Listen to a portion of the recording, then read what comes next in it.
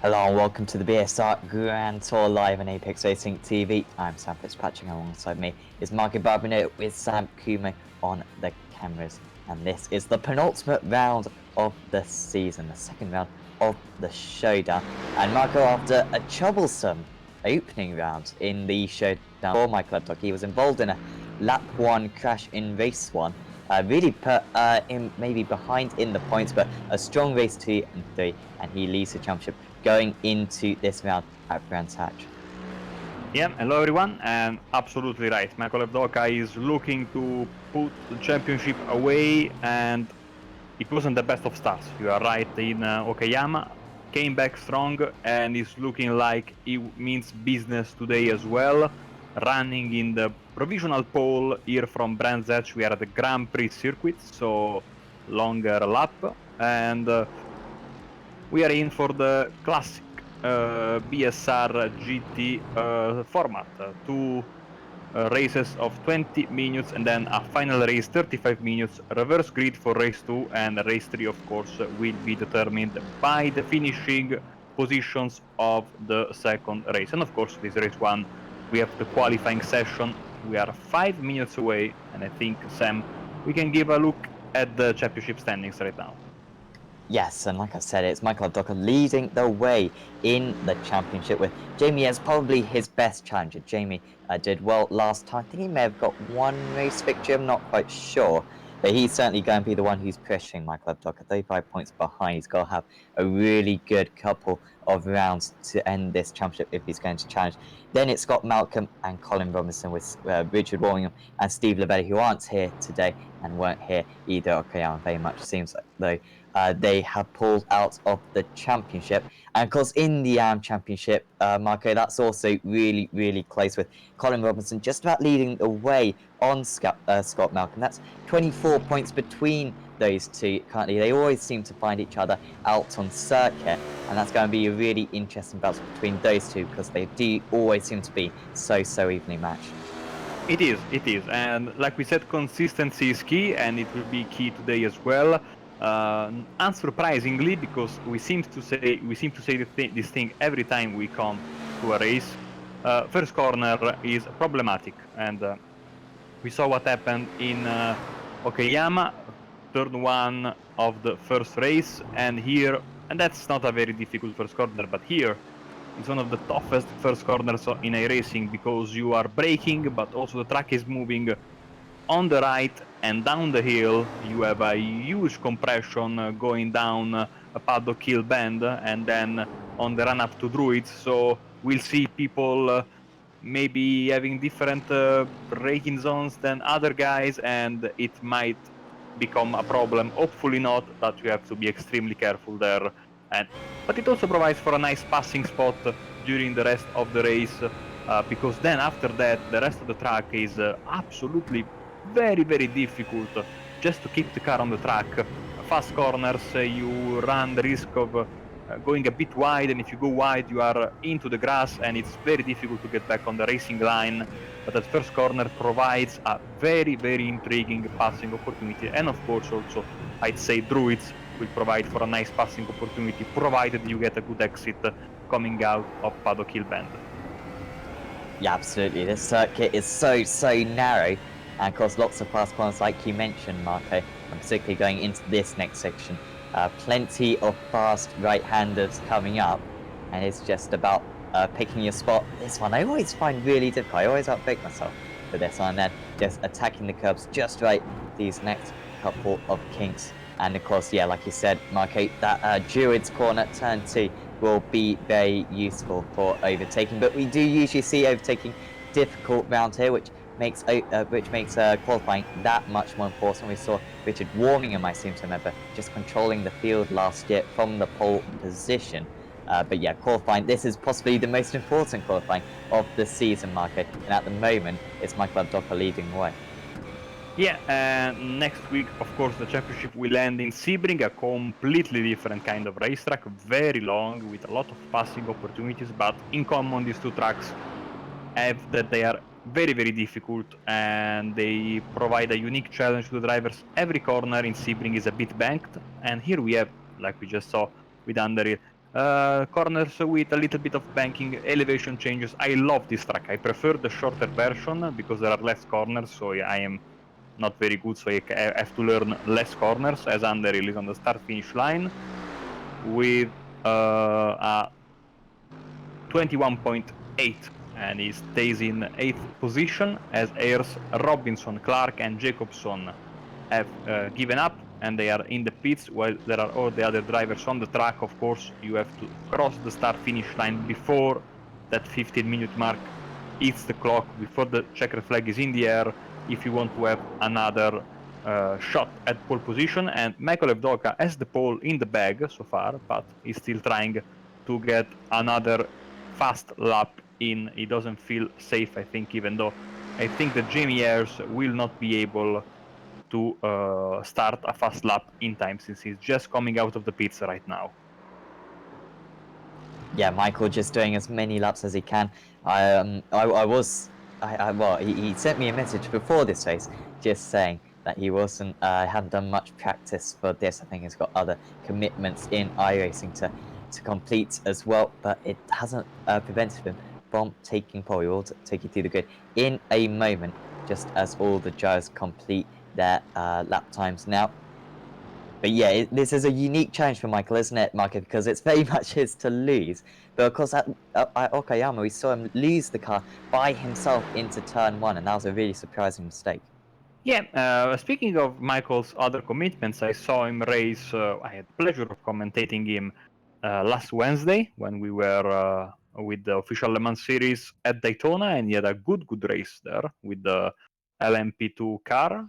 So nice change of pace for him. Now it's back to the GT3s, and I think that everybody has crossed the start-finish line. Everybody has time set. We are just waiting for the session to switch over. It's not easy, of course, when you are a driver and you are trying to adapt and drive a different car in the same week, in the span of a few days, especially a different car like the GT3 and the LMP2s. They are completely different kind of cars, but Evdoka seems to be a very good driver with a lot of adaptability, and he can change. Of course, he's also very fast in the Euro V8s, and he's the defending champion for that matter.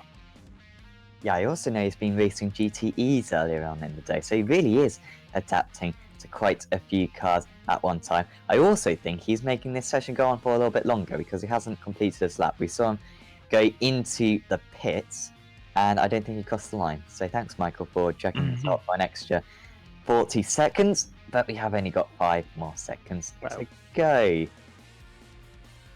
So the grid for this penultimate meeting of the season here at Brands Hatch, and its championship leader Michael Evdoka leading the way on pole position, with Jamie joining him on the front row, only 3/10 behind. Let's see if Jamie can mount a challenge on him, something they struggled to do so far this season. Rafe Karner starts in 3rd place alongside Max Wright. That's a good qualifying performance from Wright, I must say. Only 8/10 off the fastest time, with Colin Robinson just behind. That BMW should really like this circuit, crucially ahead of his AM Championship rival Scott Malcolm, less than a 10th separating them. Then it's Teddy Clark. I don't know if that's a driver renamed or a new driver altogether, starting in 7th position, with James Underhill in 8th. The time's really close, top 8 separated by 1.2 seconds. So really close out there, with Anthony Jacobson a little bit further behind in 9th. And Colin Rees, again, might be a renamed driver or could be a new driver. He did not set a qualifying time.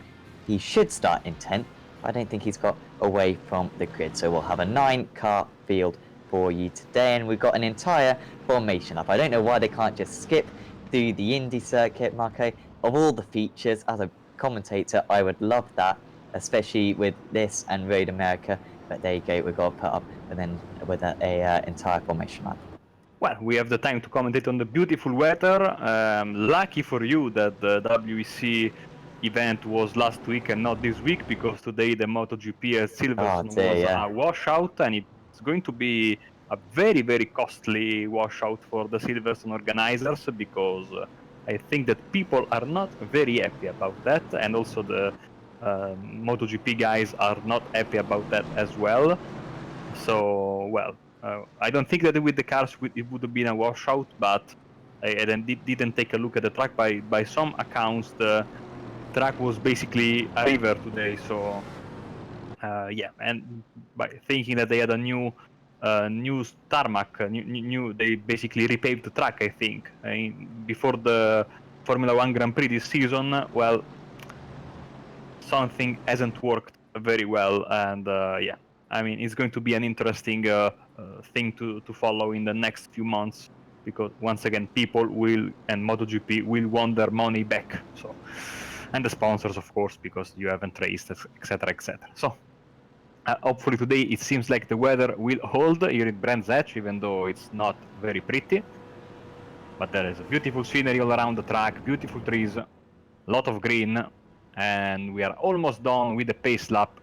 As you see, Evdoka already slowing down, getting ready for the start. Yeah, Docker does this quite a bit. He just backs off the pack just a little bit before he will let it go. The pace car has got a nice little gap now, and Michael Docker will be free to put down his foot whenever he feels like it. And we can now see them roaring through the final corner. And here we go. Race 1 of the evening is underway. Michael Tucker hasn't got an awesome start, and Jamie Ayres, if he wants to win this race, he's got to put some pressure on him going into turn 1. Tucker, though, covers the inside, and Ayres struggles to mount an attack, maybe into turn 2. He can have a chance, but just running a little bit wide as Jamie Ayres, and all of a sudden he's just dropped back a tenth or so. He's still looking to the inside, but he cannot make the move. Vic Cullinan is sitting him behind in third. There's been very little changes, apart from Teddy Clark making the move on Scott Malcolm. That's really not what Malcolm wants, because he has to finish ahead of Robinson whenever he can, and currently he's 2 positions behind. Yeah, nice job by the drivers. Everything went clean through the first corner. Evdoka and Ayres are extremely close, but Cullinan is showing always a good pace. Is improving quite significantly in the last few rounds we've seen him in, and it's good to see him on P3. And Robinson is in the gravel there, and he will rejoin just in front of Jacobson, who promptly overtakes him. So costly mistake there by Robinson there, and he's basically now dead last because Rees didn't take the green flag, as Evdoka is trying to pull a little bit of a gap over Jamie Ayres. Tell you what, Jamie Ayres might be under attack from Cullinan sooner rather than later, because I think that Evdoka has got more pace than him, but Cullinan might profit from Ayres, who will be maybe desperate to keep this gap to Evdoka at a minimum, maybe make a mistake. Not so right, he's keeping it close. Oh, Clark mistaken in the fence. Bad crash there. Teddy Clark.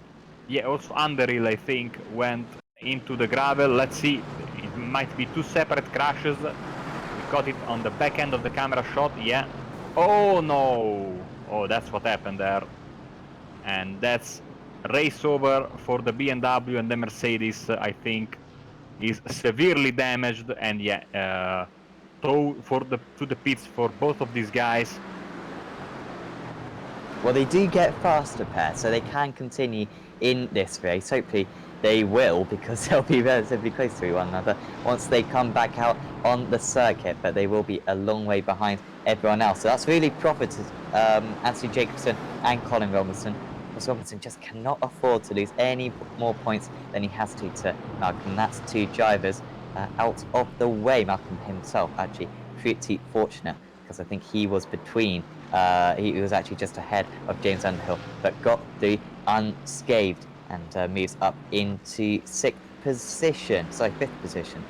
But yeah, it'll be interesting to see if Cullinan can mount an attack on Jamie Ayres. And this is such a difficult circuit, Marco, to put in lap times one after the other at a high intensity. I've done a GTE race around here, and just the difficulty of going an entire 45 minutes without a mistake, without just dipping a wheel onto the grass, it is incredibly difficult.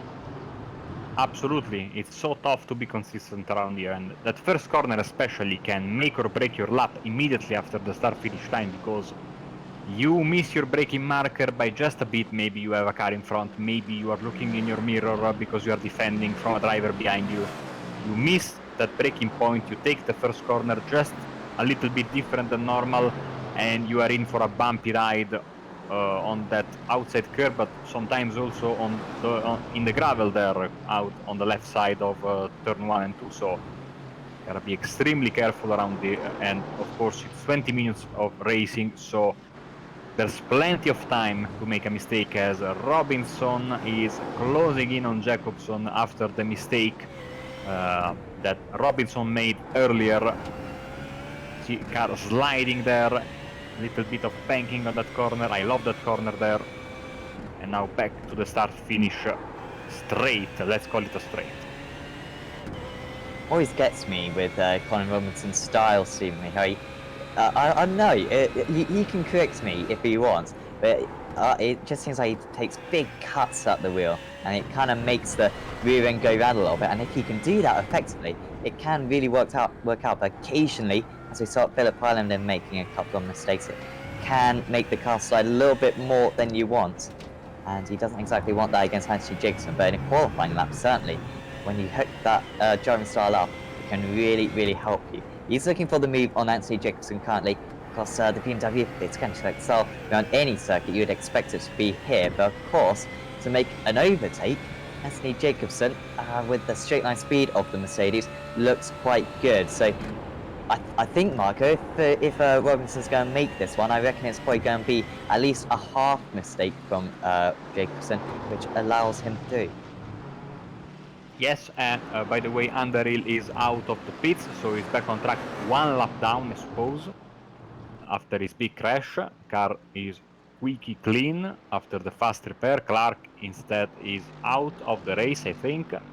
So he will be back for race 2, hopefully. And I think we will have Josh Thompson as well for race 2, as it has been usual for the final, the last few weeks. I challenged him to show up in a Ford, as Underhill is in the fence once again.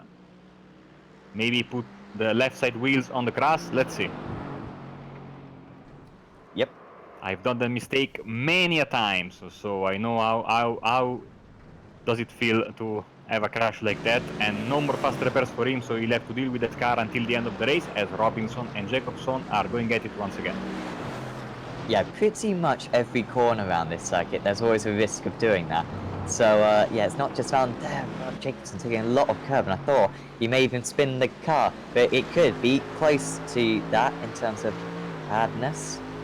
Going down the hill now, as Colin Robinson closed right up to his rival, and just went a little bit wide as Jacobson, and you can go for a move into this next kink. Robinson trying to, but he's not being overly aggressive right now. Of course, it's so difficult to make a move, but when you see half a chance, you've got to go for it. There's just not the big braking zones around this circuit, though. And Jacobson, who's kind of showing some good signs of improvement recently, still makes a couple of mistakes, unfortunately, does Anthony, but he has had an improvement in pace, I'd say, still running in that 6th position. Yeah, a little bit over the top driving from both of these guys, especially Jacobson. You see Robinson, you were right before he gives those. He takes his wheel and gives some hard, like, left, right, very, very strong way of using the steering wheel, basically like you would do maybe in a Formula car, not in a GT car necessarily. It's an efficient technique in the Skippy, for example, to be very, very, you have to be committed with your steering in the Skippy and other Formula cars. And this is, Jacobson is running a little bit wide here and there, but it looks like he's able, for the moment, to keep his position, even though you see Robinson is looming very, very close. There's a bit of damage for Robinson, I think, on the front left of his car. Nothing major, so he should be able to live with that. Oh yeah, Robinson, I think, wants to make the move. He's very fast in this middle section of the track, but then on the start-finish line, maybe that's where Jacobson is able to get a little bit of a gap, and he can defend in turn 1 because the gap is too big to make a move. Yeah, it's this final corner where he's got to really get a good run, and he's a little bit late on the brakes. It's just that slide, isn't it? His driving style, I don't think necessarily favours him through these fast sweepers. He is still closer than he's been on previous laps, though. Of course, it's a wide turn in for turn 1. He's not there, though, is Robinson. Oh, and a little bit sideways for Jacobson. Could that be the chance for Colin Robinson to make the moves into Druids? But he's not quite there, and running wide again is Jacobson. Does he still want to hang on to this position? Because he's making the occasional half mistake. And he's made the full mistake surely now. No, it is just a half mistake, but it could cost him the position. Robinson hasn't been able to pull fully ahead though, and Jacobson still goes around the outside. It's Robinson versus Jacobson, side by side, and Jacobson has somehow held on to this position. He's got a better run out, and despite some 3 or 4 mistakes in the first half of the lap mark, I don't know how Colin Robinson could not make the overtake there. Yeah, maybe was a bit too cautious there, Robinson, because Jacobson was all over the place in the first part of the lap.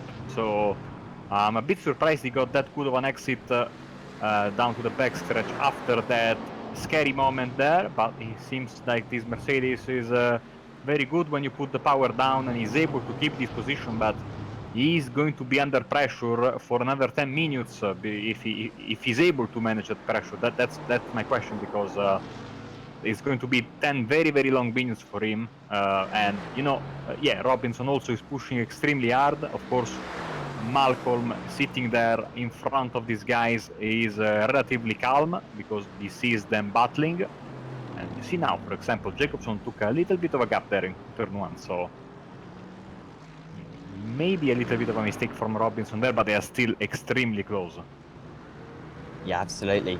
Driver who isn't close to any other cars is Michael Avdoka in the lead. Whilst we have a moment to breathe, because it's difficult to take our eyes away from this, because there could really be something happening any moment. But Michael Avdoka is leading the race currently by 5.8 seconds over Jamie Ayres, with Rafe Carnan running in 3rd position. Those sped out a little bit. Michael Avdoka there doing very well with running a little bit wide there. Did not want to spin the car, was very tentative on the outside there, and Max Wright is closing in on Rafe Carnan. On that last lap, it was 4/10 faster, 1.2 seconds behind. It will be fascinating to see if Wright, who's really showing great pace, I don't think I've ever seen him necessarily drive quite this fast at Phillip Island. He was very impressive, but it wasn't arguably against this good competition. But today, Max Wright is driving really well here at Grand Tour. He's got that gap down to under a second now, running strongly in 4th position.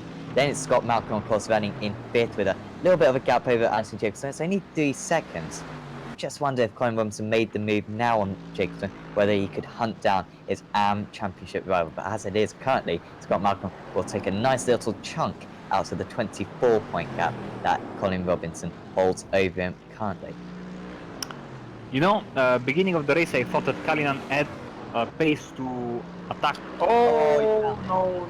No. Spin for Jacobson there, and he gives the position to Robinson. So in the end, mistakes caught up to Anthony Jacobson, and he lost a position there. Let's see the replay on board. It was always going to happen, I feel. No offense to Anthony or anything, but when you're sliding the car around like that, it was only a matter of time till one of them made a proper big mistake, and he had a big old slide the lap before as well. So, yeah, that does help Colin Robinson, and he's only 1 position behind Scott Malcolm. I think it's like MotoGP scoring system in this series. I will have a check. So I think Malcolm would only make up like 2 points on Robinson, as long as Robinson doesn't drop it as well. So yeah, this is looking good for Colin Robinson, and he's going to lose a couple of points to his AM Championship rival. So yeah, not what Malcolm wanted to see in his mirrors, and now Robinson has clean air, clear track ahead, and can try to hunt down Malcolm. Even though this lap Malcolm was a bit faster, I think that Robinson had to slow down just a bit in order to avoid the spinning Mercedes of Jacobson. So this lap will give us maybe a true indication of the pace difference between Malcolm and Robinson. So like I was saying, I thought that Kalinen had the pace to give a little bit of trouble to Jamie Ayres for P2, but now the situation is completely opposite, because it's Max Wright that is trying to give some trouble to Kalinen for P3 for the final step of the podium. So I think that Ayres is quite safe in that 2nd place that he's currently occupying. Yeah, it still looks close though between those three, doesn't it? Which is good to see. I think those three. Hopefully, we get a full reverse. That would be fantastic. Doesn't the shortest reverse grid we've got is 6, which we showed at Phillip Islands a couple of weeks ago. But yeah, if we do get a full reverse, then those three plus Evdoka plus Thompson and to make their way through the field could be a really entertaining race 2 coming up for you, which we haven't seen. I would say too much this season. We've seen some entertaining race 2s, but I'd say rarely we've seen a surprise winner. I think today, with the difficulty of overtaking, we could see that. 23.4 for Malcolm, 21.7 for Robinson. The hunt is most definitely on for 5th place. Took a huge chunk away, and you see the difference of running in clean air. Maybe Malcolm made a mistake here and there because that was a huge chunk of time that Robinson took away from him in this 10th lap. We are now in lap 11 with 5.3 minutes, 5 minutes and 30 seconds left into the white flag to the end of the race here in race 1 of the evening. Oh, look at that sliding Robinson. And that's not what you want to do, especially on iRacing. So be careful there. And maybe these two guys will battle for the 5th spot come the end of the race. I must say, there's two outcomes here. Robinson either catches Malcolm or he crashes, I'd say, with how he's driving right now, because he's absolutely giving it his all to try to make up the gap that currently exists. It's 1.4 seconds. It was odd on the last lap. I looked at the sector times, and there's 6 of them around here, so quite difficult to keep track of. I'm not complaining whatsoever. And yeah, it was just 2 tenths, 3 tenths out of Malcolm in every single sector. On this lap, 5 tenths taken away, so a much better lap from Malcolm and a slightly slower lap from Robinson. But it looks as though that he is destined to catch up by the end of this race. It's saying 1.2 seconds currently, and again, it was just 1/10 really in every single sector, apart from sectors 5 and 2. So 5 and 3, where he took a couple of tenths out. So he is just faster, I think, right now, Marco, and there's not a whole lot Scott Malcolm to do. Usually a reserved driver, and that reserved driving, I'd say, currently is losing him a lot of time against his rival. Yeah, we'll see how will Malcolm approach this position defense, because I mean, Robinson is quite clearly much faster than him. You see, using all of the track available is Robinson right now, whilst Malcolm is driving a little bit on the conservative side, and he is on his rear bumper right now. Just it was 0.5, maybe a little bit of a mistake there from Robinson into Stirling's, and he lost a bit of time, but it's going to be, I think, come the end of next lap, they will be bumper to bumper, and it's going to be very, very tough for Malcolm to defend his position as we are entering the final 3 minutes of the race. Yes, another battle which is just fizzing up a bit is Cullinan versus Wright. Gap between those two did go down to about half a second. Has just opened up again on this lap, and Wright has had the pace advantage seemingly in this race, taking a couple of tenths out occasionally. But once you get to kind of this range, it's very difficult to force the overtake. We've already talked about it a little bit, with there being the lack of braking zones around here. It's just really difficult to force that overtake, but we'll wait to see if there is any chance for Wright to make that move. Of course, if he finishes behind Cullinan, I guess the silver lining would be that he would most likely start ahead of him on the grid for race 2. I'm sure he's not thinking of that currently, as Robinson moves to within 3 tenths of Scott Malcolm. I did have a look at the point system, and 5th place scores 11 points, 6th place scores 10. So this wouldn't necessarily decide the championship, but with 24 points to catch for Scott Malcolm, boy would he love it to be 23 at the end of this event. Absolutely, and we see made a little bit of a mistake at the end of the previous lap, didn't make the same mistake this time around. Robinson, it has a great run coming out of the first corner. He is going to wait. He had the chance, I think, to go on the inside there of Malcolm, but he thought better about it. But now he needs to make up his mind and try to make a move, because the chances are few and far between around this track. Yeah, he'll have one more lap to go after this one, and I did think Robinson, he should have gone for the inside into turn 1, but I'm not the racing driver here. I'm merely the commentator because I'm not good enough to be out there currently. And yeah, Robinson certainly just lining up that move and waiting for the moment that he feels is right to go for that attack.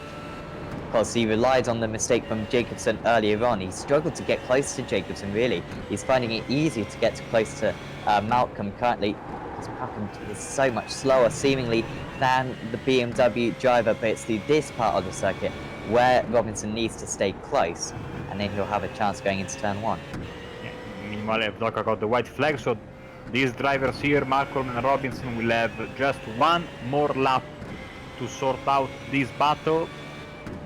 And you see Robinson needs to be a little more aggressive, I think. I know it's only 1 point, you said it right, but very important message to send to your rival. I'm faster than you and I will finish in front of you. So let's see. Too far away in this first corner. Good for Malcolm, bad for Robinson. He will not have a good run going into Druids, I think. Yes, he stays behind as well, so looking good for Malcolm. If he doesn't make a mistake, I think he can hold on to this 5th position. Yeah, the overtaking spots are kind of running out, and it's very much up to Colin Robinson to see if he can make this move, because you can pretty much expect what Malcolm is going to do. He's just going to stick at his normal pace, and he isn't going to defend too much. Robinson close this time to the midpoint of the circuit, and he may well have a chance as we go under the bridge. Will Malcolm defend? He is taking slightly to the middle of the circuit. Michael Abdoka, though, is coming around the final few corners right now, and he is going to win the race between Malcolm and Robinson, because it is so close between those two currently. Robinson got to within 1.5 tenths, but he's running out of corners to get the job done. The battle for the AM Championship potentially. Will it be 23 points or will it be 25 points? Robinson is running out of corners, and it looks as though it's going to be Scott Malcolm to take home that 5th position. Reduces the championship deficit that he currently faces, and that was very good defending in the end, with Colin Robinson just unable to pull off that killer move right at the end. Sam, this will pose an interesting problem for the reverse grid, because we saw, Robinson was much faster than Malcolm. And, maybe because he wasn't very aggressive, maybe because he thought, 1 point does not, justify the risk of making a move there and maybe crashing out. He was much faster and he couldn't make the move, and he had a lot of laps to make that move done. And the same happened with, of course, Jacobson, and the only way Robinson went around Jacobson was when Jacobson went into the grass. So these fast drivers in the reverse will have their work cut out for them if this holds true in the second race as well. Yeah, absolutely. But definitely a good point, the difficulty of overtaking around this circuit. But for race 1, we can go through the race results for you. Michael Abdoka wins race 1, 12 seconds ahead of Jamie Ayres. Then there was Rafe Cullen in 3rd, holding off Max Wright, who looked stronger throughout the event, but after starting 1 place behind him and ending the first up 1 place behind him, he could not overturn that result, with Scott Malcolm ending up in 5th, defending in the closing stages to Colin Robinson, just a tenth separating those two at the race finish. Then it was Anthony Jacobson. You wonder what could have been for him if it weren't for a spin. He was showing good pace there, was Jacobson. Would have certainly been in that battle with Malcolm and Robinson, with James Underhill getting involved in a collision, which was not his fault. 1 lap down in 8th. He will qualify, I believe, for the reverse grid. Then it's Teddy Clark in 9th, 14 laps down after spinning into the wall. Sam, I think we have the reverse grid for the day. Yes, we do, and the wheel should be on your screen right now, and there is a very high likelihood of a full reverse grid, considering the size of field that we have tonight. So let's spin it and see what we get.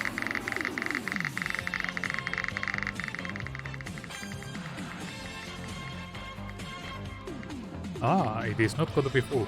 It is full -2. Ooh, okay, so that means Marco, you gotta remind me. It should be Robinson. 1 lap down. Should be Robinson. Underhill and then Jacobson. So 1, 2, and Robinson is basically like a 6-car reverse, if I'm not mistaken.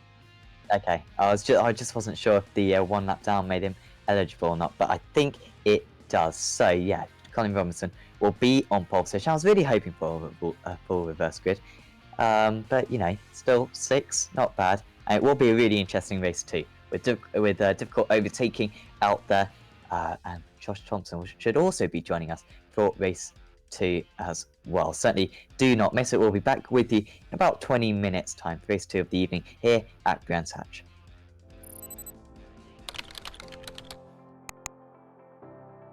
iRacing.com is a sim racing game that combines a true-to-life racing experience with an online community of virtual racers from all over the globe. iRacing offers a multitude of officially licensed cars and tracks, laser scanned with millimeter accuracy.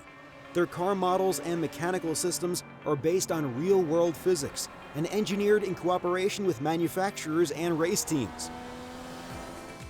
iRacing's web-based interface allows members to compare stats and test drive any combination of car and track instantly.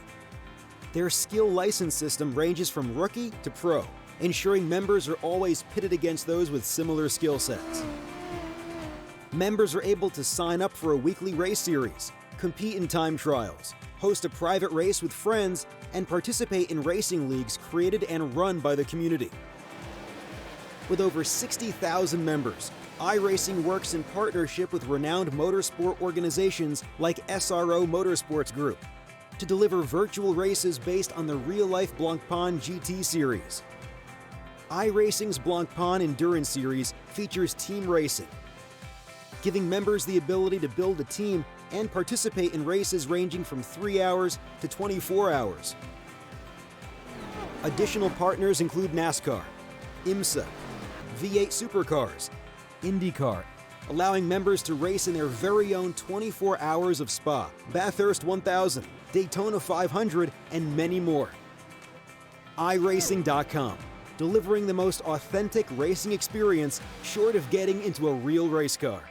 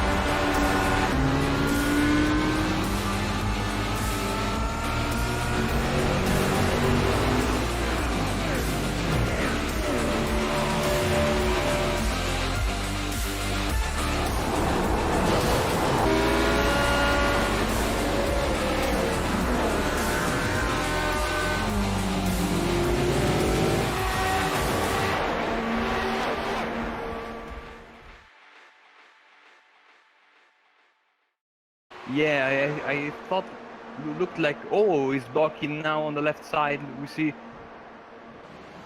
Enricandro on the outside. Now he has the inside on the Senares, and maybe he's got the position. Wow, some very close racing. I saw Calestani move and then stop. So, Right, oh, he's okay. on the grass. Oh, man. Yeah, good speed for Calestani in the slower section. Let's see if he can get good slipstream now. Of course, he will have DRS. Yeah, so he'll deploy it down here. He's not going to be close enough, is he? Unless there's maybe he can use the energy deployment. And down the inside goes Calestani. Andre had to deploy some or recover some energy pretty early on there, and it allows Calestani to just use his extra bit of battery power. But he's going to be under pressure here. Now the slipstream and the DRS this time for Andre. He goes to the outside. Calestani holding onto the inside. He's got a swoop round here, does Andre. But Calestani maybe has the ideal line. Maybe he doesn't. Andre round the outside. He's going to have the inside for the next corner. Oh. Now superb defense. Can Calestani come back? No. If Gobbi will bite the bullet and pit next lap, or if he is staying out, we know that Harrison Finch is pretty comfortable out there, so I don't think he will be responding quick enough. And now we see Calestani. Suarez getting lapped right now by the guys in P2, P3 and P4, and what I'm seeing right now, and Calestani goes for the pass. Oh, not an easy place to pass here at the Bico de Pato. Absolutely. That was a brave move. It was maybe Andre was caught by surprise by the lapper, and again at the Junson. Oh man! Oh, Calestani almost goes around. And where's Thompson in relation to this? Here comes Josh Thompson. So Calestani might still have a move at this second position, but here comes Thompson with the slipstream, with the DRS here. Andre's really vulnerable here, and Thompson could get the pardon. To the outside, it's going to be 3 wide, and Thompson's off, and he could hit the wall. He's missed it though, and Andre moves, holds on to second position. And Calestani, I think, may have just made the overtake. Yeah, we see on our live timing they are very close. Calestani finally makes it. Now he has to defend big time in the Reta Oposta because he will not have DRS and Andre has it. We've seen some pretty aggressive driving. Oh, that's aggressive as well. And he's made it. I think there was a slight touch between them maybe, but Andre made it. But he'll know that he's got a chance at this one. Andre and Calestani super close. Calestani to the outside again. Andre deep on the brakes. Can Calestani go all the way around the outside? He's going to have the inside for the next corner. Andre gives him space and holds on to it for now. But Calestani has got an awesome run here. And he's going to have DRS. And such a better line here. Andre goes defensive. Hasn't really got the overspeed as Calestani. But round the outside he goes. Is this the move which is going to give him second position? Andre still on the inside, still hanging on to the second position. But back comes down the inside, and Andre could finally lose this one. Still round the outside. This is incredible battling. Andre tries to just squeeze him on the apex, tries to push him out. It does Calestani. Andre, though, will not give this one in. He's got to go defensive once again. This is absolutely incredible. He's lost it, but he hangs on. Oh. How did he save that? How did he save that? Wow! But you see Calestani is hanging just a little bit back compared to the previous laps. So maybe his tires have given up, or maybe he's got some kind of damage from the contacts they've had before. He's got absolutely nailed this exit. Those tires will be screaming. They were on lap 18. Gobbi, lap 21. Has he got the run? It doesn't look like he has, but he's going to have a little bit of DRS. It's not closing in though down the pit straight, and Andre's going to hang on to second position. Calestani third. Gobbi ends up in fourth, and Thompson holds on to fifth against Ragusa. How on earth did you manage to keep Matteo behind for all those 46 laps? Oh, to be honest, I have no idea. I was really struggling with the tires. I think that at the start of the race, I was faster than him. But yeah, my front tires were just dying through the whole stint. Like I finished the race, I was maybe 30% of tires lasting at the front. So, well, I just try to defend and try to be smart and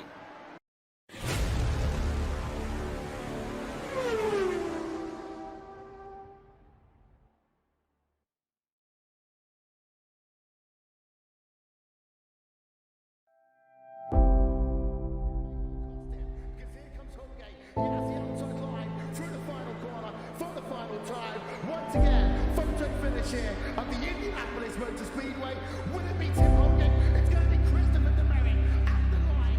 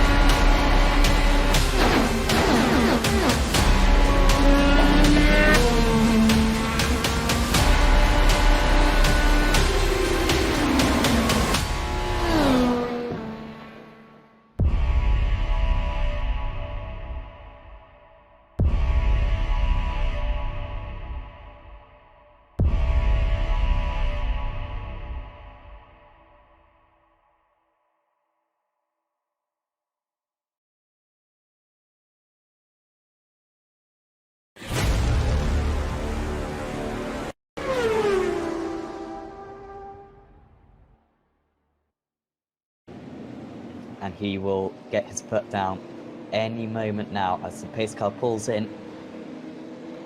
Tony Klusman waits to apply the throttle, and there he goes. It's not a brilliant launch for him, and Michael Abdoka's right on his tail. Can he get into the slipstreams? Just side by side between Foggy, but Klusman hangs on to the inside.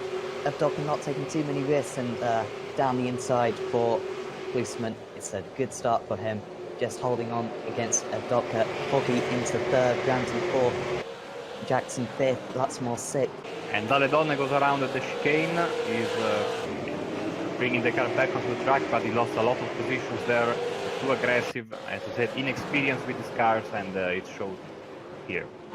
And Abdoka leads this race, and now Foggy's looking for any opportunity to get past. Brandon looking racy as well in fourth. Klusman, he's not used to this, being overtaken on just the second lap, but it seems to be that Abdoka has certainly the pace to win this race. Down the inside goes Klusman. Abdoka not building up the lead, but Klusman there trying to stay as close as possible. Trying to get the move down into the Casio triangle. Down the inside goes Lutzmore, and he can get that done, and here comes Ritchie. Down the inside, can he get it stopped? Just about, but he needs to get the cut back now. Really dry. Oh, and off the track goes Lutzmore. He got the move done. Ritchie might gain two positions here in a couple of corners. Ritchie into the slipstream. Gotta go to the inside. Not much defense from Jackson, and Ritchie will just go straight through here, and he goes up into fifth place. Brilliant debut drive for Ritchie out. Sorry guys, I want to butt in very quickly. Michele Ritchie around, coming out of the Casio triangle. Issues for him. Yeah, I was watching the live timing. I thought he was going in for a pit stop, or a very early pit stop, but you're right, he went around. I think Klusman might be about to lose a position here. Here comes Foggy. Klusman's got to slow down. Don't go into the back of him, Brandon. Oh, that was so close. Klusman was desperate not to drop down to fourth. Foggy close, not looking for a move. Do you think that was maybe... Do you think he's quite happy? Do you think that's a sign? Because there was no kind of glance to the inside at all there. Oh, he's off the track. No. But he's held on. He's going to remain in second place. Wow, that was so close. What's that? Oh, what do you think of that? The commentator's curse? Oh, and off. Oh, another error.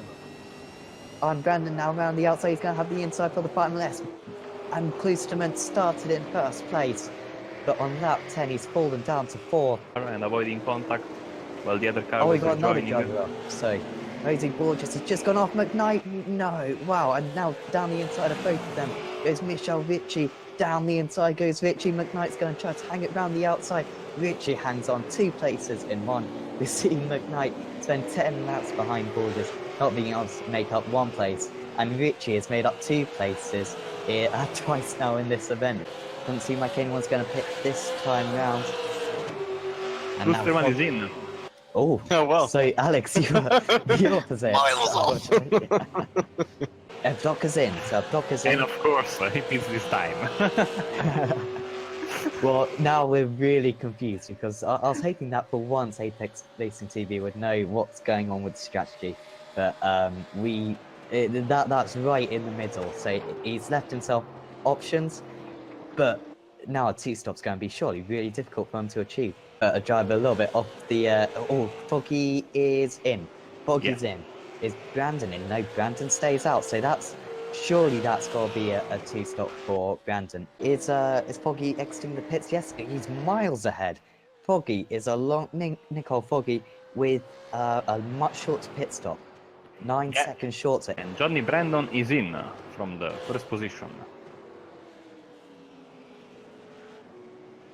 Latsmore in as well, and Jackson. So that seems to be the cutoff. No further than 19 laps on these tyres. Foggy will retake the lead. Brandon still stationary, clearly going on the same strategy as his teammate Michael Avdoka, but where will he be in relation to Avdoka? Avdoka passed. So Brandon still stationary. It's going to be a 35-second stop, 3 seconds slower than his teammate. Stephen Latimore gonna be, yep, exactly the same stop for him though, 4 seconds, and Jackson 34 seconds. Where's Richie compared to them? Richie has jumped them both. So Richie with that short stop has gone from 7th to 5th in that pit stop period. Building on your point you just said, how drivers aren't really taking advantage. Tony Klusman just made a big error. An error now for Richie. Latimore down the inside. Richie's not going to have a chance. And that's much better than what Richie did in the Casio Triangle when Klusman made a mistake, because Latimore has pounced on that, and that was a really good opportunistic move in the end. Whitaker's got to let past these two. This is not what Latimore needs whatsoever. But again, Richie's not there to take advantage. Whitaker off the circuit, but lets them through eventually. And again, Richie, he's not really there. What's the chances of there? Oh my goodness, Latimore, another slide. Here comes Richie down the inside of Spoon. Can he make it? Yes, he can. No, he's got a big slide down the inside goes Latimore. He's going to have to drag the second part of Spoon, sorry. And here comes back Richie. They're going to be side by side. Going into 130R now, heading up the hill. And Richie, doubt he's going to have a go down here. Klusterman is in. Yeah, Klusterman is in for a pit stop. Okay. Yeah, I really should just shut up now, shouldn't I? Because I've been wrong on every single count. Number 66. Oh, he's in. He's in, yeah.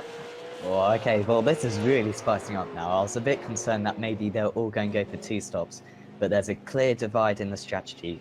Foggy in on lap 30 of 56. So, of course, and Avdoka is in. Avdoka is in. Oh, wow. Okay. By the way, and now he's Avdoka's the new ahead. leader. Avdoka's ahead of Foggy. What a quick stop for Michael Avdoka.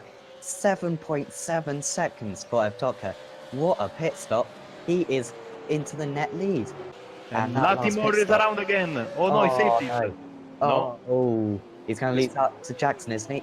Here comes Jackson. Is he going to get a slowdown, Latimore? And Latimore does pit this time, so he won't have to serve the slowdown. That's the smart thing to do. Yeah, classic error in this car. We've seen it a few times today. Just the wheel spin is so difficult to control. Really do respect these drivers out here for doing, 56 laps in such powerful cars. Just a little bit of a reference. Foggy is 25 seconds behind, and they both have a stop to go. Brandon's stop is going to be significantly longer, however, but Foggy is closing in at 2 seconds a lap currently, and it's now only 3 seconds behind Michael Avdoka. So, I think Brandon's in. Brandon's in. He's in. So, this is going to be kind of where we get a decent reference and the target for Foggy, because he's going to undoubtedly be a long way behind, but it's how far behind it is going to be the important question. And Jackson in as well, yeah. So Avdoka will lead. No, Avdoka's in! Oh my goodness. So Avdoka had that super short second stint. You know what? I don't think that's worked for him, has it? Surely not, because he's going to have the same length of pits.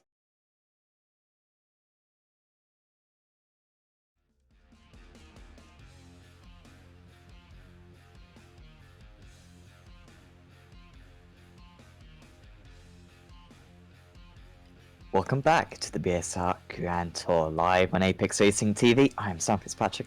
Alongside me is Marco Barbonet with Sam Kume on the cameras, and we're here for race 2 of the penultimate round of the season.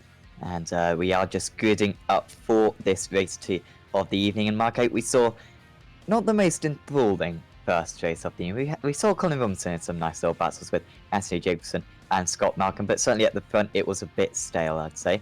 But this race 2, with overtaking as difficult as it is, and with the reverse grid that we always have in this series, I think it should liven up a little bit. And of course, yes, the wild card of Josh Thompson starting in 9th place in last position. He didn't accept my challenge of showing up in a Ford, and I will complain with him after the race if he comes in for an interview. But still, of course, it's always good to have him, and he's going to be, of course, a force to be reckoned with. He's going to be making a lot of overtakes, and of course, he always puts on a show for us and for the folks at home. And a little bit of sun peeking out behind the clouds today for this second race.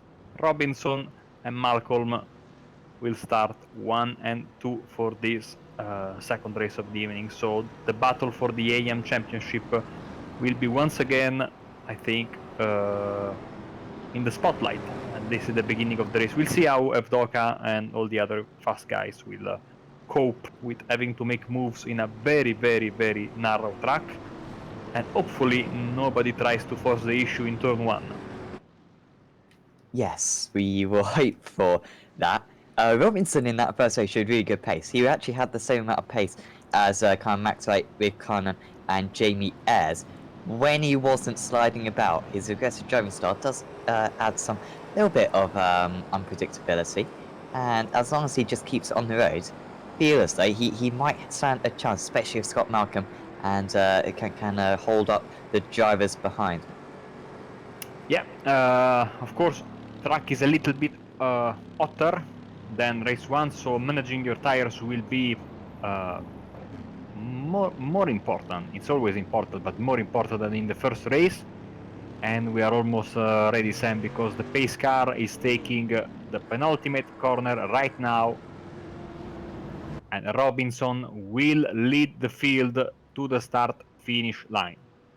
Yeah, he's backed them up a little bit as well. Pace car just coming around the final corner. Robinson can go when he chooses. It's Robinson from the pole position. Malcolm in second. Boy, does this matter in the AM Championship, and the overall championship is not decided at all as well. As Robinson pulls away. Brilliant start as well for Max Wright. He's already on the inside of Scott Malcolm, so that should be a simple move up in second place, but Malcolm thinks otherwise. He's going to hang it round the outside into turn 1 and going into Druids. The second and third place drivers are side by side. Max Wright trying to go down the inside, but Malcolm has done brilliantly to fend off him, although he is still a little bit wide. Josh Thompson has had a bit of a spin in the background, but still Malcolm is having to defend. It's Jamie Ayres running in 4th position, gaining a position on Rafe Cannon, with Michael Evdoka so far unable to make a move. But here comes Jamie Ayres, and he's going to have a move on Max Wright. So Max Wright, Marco, challenging for 2nd position, and look at this, he may drop down even into 6th position now. Yeah, and we have a huge mid-pack with 4 cars, Ayres, Wright, Kallinan, Evdoka, all coming for the same piece of the state, and Kallinan saves the car. I don't know how he made it. He saves the car. Underhill has to slow down a bit to avoid the carnage, and maybe some damage for Kallinan. I don't know, because he went very wide the next corner. Thompson in all of these made a mistake in the second corner. He was able to catch back up to these guys. So now it's Robinson, Malcolm, Ayres, Wright, and Evdoka the top 5, and then a little gap between these guys and Kallinan, Jacobson, Underhill, and Thompson in position 6 through 9. Let's see the replay. Yeah, Underhill did pretty well to not hit Rafe Cullen. That was absolutely desperate not to make contact, but he has lost the position in all of that to Anthony Jacobson, who now sits just in front of him with Josh Thompson rounding out the field in P9 and actually has just got past James Underhill in P8. I did say at the start of the race that Robinson may stand a chance here if Malcolm holds up the rest of the field. Well, look at this. He's got a 1.7 second lead with Jamie S looking every which way to have a move on Scott Malcolm. And Robinson, I think, just having a bit of a slide just ahead of these drivers. But Ayres looking for that move, and the sooner he makes that move, the better chance he's got of taking this race to victory. Yeah, let's see the replay of Jacobson. We caught it on the back end of our camera shot, going for a ride in the grass, and too much power too early, and that's a spin. And of course, this is going to be problematic as now Ayres went past Malcolm there, and Robinson goes for a trip in the grass as well. So it's all happening in the front. Evdoka trying to make a move on Max Wright as well. Kalidan is trying to close the gap. Let's see the replay of the move here. Very brave. Nice move. Wow, that was very brave from Jamie Ayres.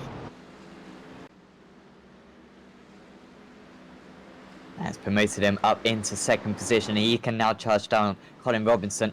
And of course, he's got to get on with this as Jamie Ayres, because he can see Michael Evdoka right on the tail of Max Wright. And the sooner that Evdoka gets this move done, the sooner he can go chase after Jamie Ayres and of course Josh Thompson. You can never rule out in any type of race. May not be necessarily the quickest out there right now. We're not quite sure what his pace is like, but his racecraft is so strong, he may stand a chance. Michael Evdoka is down the inside of Max Wright, and if he can just push out right here, he can't really do so because he took he wasn't comfortable with that line, but he has now pulled ahead, and I doubt Wright is going to be able to fight back into this next corner. Not much of a big concern, and Evdoka moves up into the top 4. Yeah, Evdoka was showing signs of a little bit of impatience there, because at Druids he was flashing his lights towards right, so he wanted to make this move done. He made the move, and now it's time to you see, flashing his lights again to Malcolm, so he wants to get by these guys as quick as possible, but of course these guys have all the rights in the world to fighting for the position, and I think Michael knows this. And Scott Malcolm will defend hard but fair as usual. Now on the inside, Evdoka, good run in the first corner, side by side. Man, they are extremely close. There's nothing in it. Evdoka will have the inside on Druids. Let's see. Can he complete the pass? He can. Nice move by Michael Evdoka there. Malcolm did great to hang on in there, similar to lap 1 where he managed to hang around the outside of Max Wright, and that held him onto that second position in the opening couple of laps. But instead, he's now moved down into 4th behind Michael Evdoka, and Evdoka can go chase down the top 2. You can see Josh Thompson just behind these 2 drivers, and actually Jamie S has taken the lead of Colin Robinson. So I saw the gap was close. Here comes Max Wright though, round the outside of Scott Malcolm. This would be an awesome move, but he is off the circuit and he's going to lose a position to Josh Thompson. It could have been a whole lot worse than that. So he lost a position to Ray Cullinan there. But it could have been a whole lot worse. Don't know if we could get a replay of the Ayres Robinson move, because yeah, Jamie Ayres now leading this race. Here comes the replay, going into Druids. Mistake from Robinson, I think. We went a bit wide. Ayres didn't need a second invitation and made the move quite easily. And he's now off to the races, trying to get as much distance between himself and Evdoka. Evdoka now has Robinson in his sights, but he's still a little way behind. So now, of course, nice battle again from Malcolm, Cullinan, Wright and Thompson all together now. Position 5 through 8. Yeah, certainly Malcolm, the slowest of these drivers. And certainly Josh Thompson, the fastest of these drivers. So it is an interesting dynamic here. And Malcolm, he's really been faultless so far today. And as we see, Evdoka already make the move on Colin Robinson. And that was very handy for Michael Evdoka. Didn't want to lose any more time, they had to. And he's only got 2 seconds to catch up to the leader, Jamie Ayres. Now both of them up 4 positions respectively. But still, that battle for 5th, 6th and 7th, ever so close. They are just in a train now. And yeah, Cullinan's got to get this move done sooner rather than later, because he's got some pretty aggressive drivers just behind him, where he will profit from maybe his maybe cautiousness. I was about to say Thompson has been very calm in the beginning of the race. I don't know how long that will stay true, because I think that Josh will want to make moves as soon as he can, because we are 10 laps away from the end of this race and he doesn't want to remain stuck and he wants to get good position for the race 3 starting grid. You see Kalinen trying to make a move on the inside, but there's no space there. And also he goes a little bit wide. Here comes Thompson on the inside on right. Dive bomb, 100% dive bomb, but he made it work without, I think, without too much contact there. And it's P6 for Josh Thompson there, but very aggressive maneuver from the BMW driver. Yeah, Max Wright must be pretty fed up right now. Remember, he was side by side with Scott Malcolm going through the first few corners, trying to get second position, but he couldn't take it, and you wonder if it weren't for that, he'd almost certainly be in the top 3 right now, but instead he has dropped down into 7th position, and has just got to wait for maybe instance just ahead of him. Hopefully he'll pray for that. Colin Robinson actually dropping back to these guys, so Robinson struggling a little bit, only 1.4 seconds ahead of Scott Malcolm now, so this could be a 5-car chain potentially quite soon. It's ever so close between Cullinan and Malcolm, and this final corner is where Malcolm particularly struggles, at least what I've seen, and he's trying to go for the move is Rafe Cullinan. They're both wide, and the driver who's going to profit from this is of course Josh Thompson. He's already made one move on Rafe Cullinan. Max Wright trying to get involved, and he's going to go to the inside. It's 3 wide going into turn 1 here at Grand Tour. This is fantastic racing, and Josh Thompson has made that move. Max Wright was smart just to back out, and he is going to try to come back though. It's Rafe Cullinan trying to get the cut back, but Max Wright profiting from this, and there's contact amongst all 3 of them. Wright still going for the move, but eventually Thompson makes the mistake, and Cullinan only loses the 1 position. Yeah, Thompson got a hefty bump on the back of his car, but seems like his BMW is still working well, because he's now setting up a move on Malcolm for P4. Yeah, no doubt Malcolm's going to put up too much of a fight. Is whether or not Thompson is willing to go for this move. Malcolm is going to put up a fight, and that was brilliant defense, although there could be contact between the 2. Now I do not know how there wasn't. Thompson looked as though he's going to go for the move, then ducked out of it, and then went for a late lunge, and it's cost him here against Rafe Cullinan. And Cullinan is very feisty out there today. Wright is off the circuit in the background. But yeah, Cullinan does not want to give up on this one, despite maybe the Radicals Online driver being that much faster. And yeah, he'll just have to reset Thompson and go after Malcolm once again. Wow, Thompson, Malcolm, Cullinan and Wright are giving us a great show, and we are already halfway through this second race of the evening, with still everything to be decided, I think, for I'd say for the both for the lead and for the final podium spot and all the position behind them, because F-Doka is closing in on Ayers. This group of drivers here is closing in on Robinson, especially if they stop fighting, but I hope they don't, because they're having some great battles, and maybe a slowdown there. What's going on with Thompson? He towed back to the pits. Wow, that was a very strange situation. That's just a bit fed up. Josh Thompson has disconnected from the server.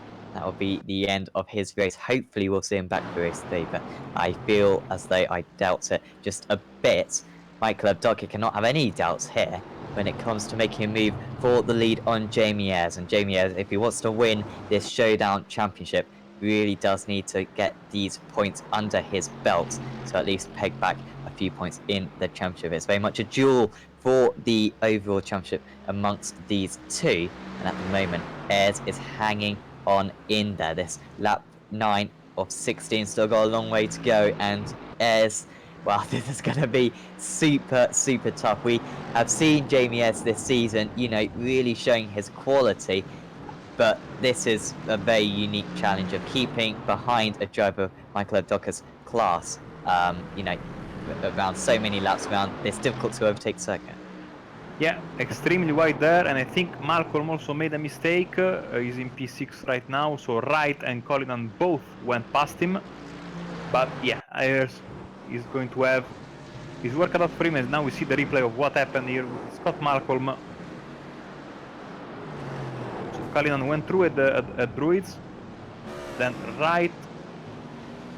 Ooh, he lost the car, didn't hit the barriers, so he is okay, but of course, position lost there to Max Wright for Scott Malcolm.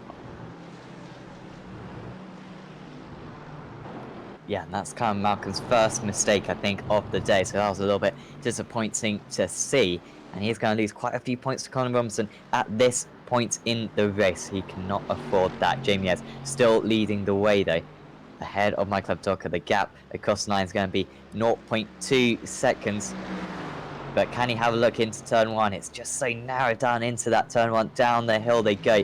I feel like it's going to be turn two Druids where he's got the best chance possible. But once again, Ayers just positioning his car in the middle of the circuit. And with such a short run out of this corner, there's not really much to do into turn three. Yes, Ayers is defending very well. He keeps the inside for Druids, and this prevents Evdoka from making the move. Evdoka is a better exit, but like you said, the run up to the next corner is so short that it's not going to be a viable option. So Evdoka, if he wants to make the move, he has to be basically in or on, Ayers' bumper coming into the Druids hairpin in the next few laps, because he really needs to force the issue, I think. I wouldn't say necessarily a dive bomb Josh Thompson style, but something that, because the pace between these two guys is quite similar, and like we said, even if the pace is like there's a big difference, still you need space to make a move. You need to be very, very, very determined, and you have to put your car where you want and not give the opponent the chance to block you, because I mean, both the two passing opportunities here and in the airpin are extremely narrow as well. So Yeah, it's just about, well, I don't really know where the limit is. He was 3 tenths behind that time. And with the way that Ayers is going into Druids, there's not really the opportunity for the dive bomb because there's not exactly a car's width on the inside. He's going to probably have to look for an alternative overtaking spot. Michael Abdoka, maybe a bit of a surprise take into this one, but again, Ayers is very deep on the brakes. It does take us a slightly wide line. That might be a chance for Evdoka, but down here, as long as you just cover the inside line, there's not a whole lot the other driver can do. But Evdoka is going to go for the inside line here, and Ayers has not covered it off, and this could cost him the race lead here. Jamie Ayers round the outside of Michael Evdoka. Evdoka has got the inside for the next one, and he failed to cover off the opportunity for Evdoka, and Evdoka is round, and he's going to be in the wall, and the championship leader is in all kinds of trouble now. Ayers is waiting for him, but the damage is done, I think, because Evdoka's car is completely smashed on the front right. Let's see the replay.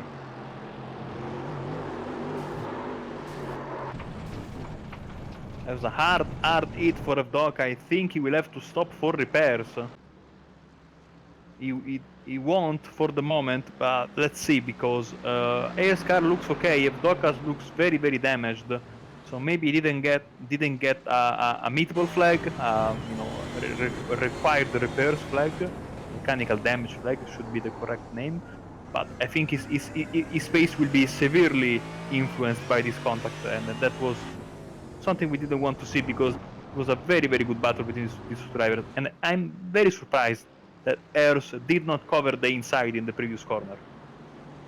Yeah, I was talking about how, you can't possibly overtake into this corner as long as you cover the inside. And he very much went against me because he did not cover the inside. And I was just looking back at the replay of Michael Abdoka's steering. It doesn't look too bad, does it? But he is under big pressure from Jamie Ayers. That's going to cost him at least some straight line speed.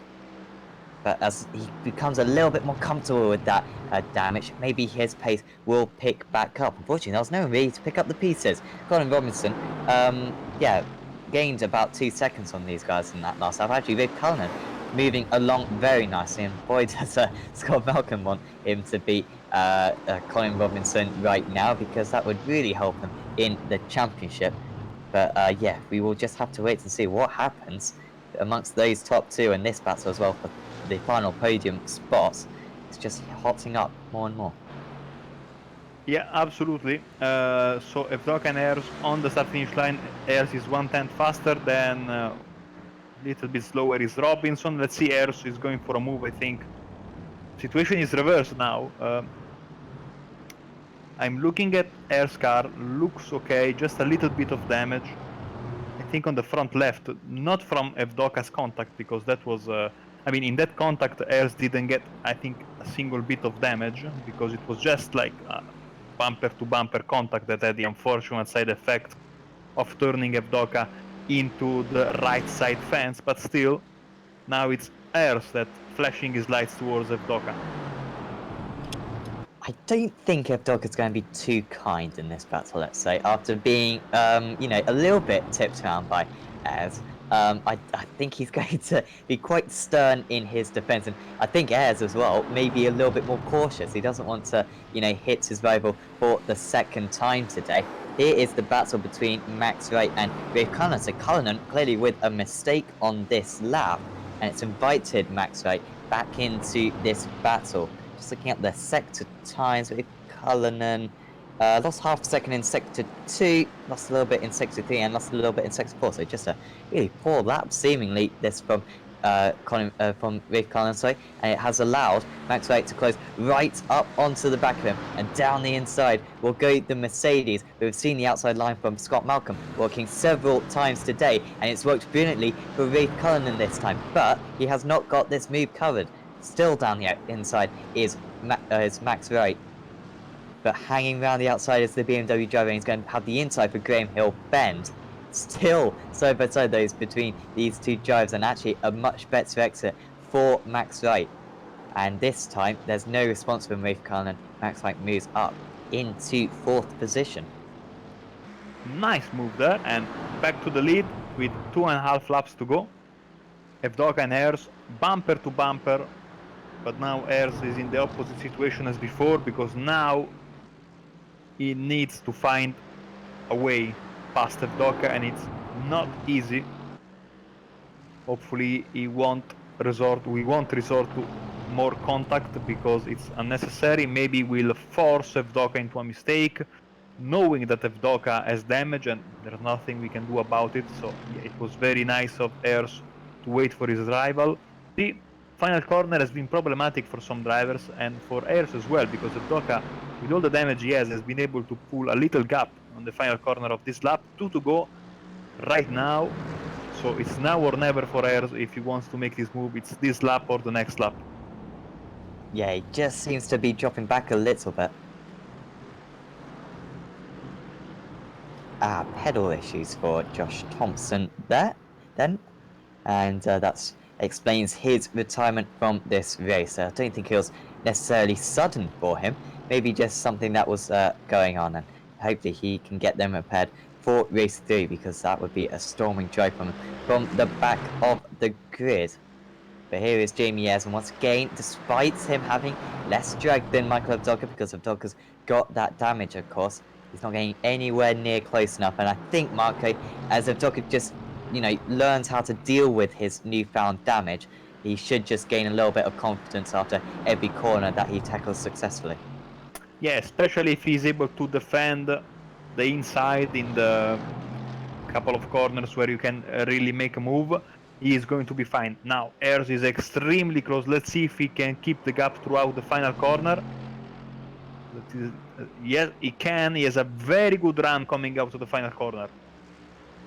So is this the change for the lead once again? Jamie Ayres has already taken the lead once before today.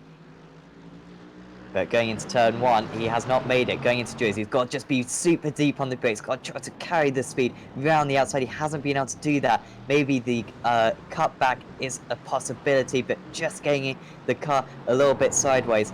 And those 2 corners were his best chances. And you can see how he's now dropped to some 3.5 tenths behind. He's still looking to the inside, made just to look put off the leading driver of Michael Evdoka, but again a slide, and this is much further back than he was on the last lap, and he's running out of possibilities as they come up to the section of circuit where Evdoka picked up that damage earlier on in the race.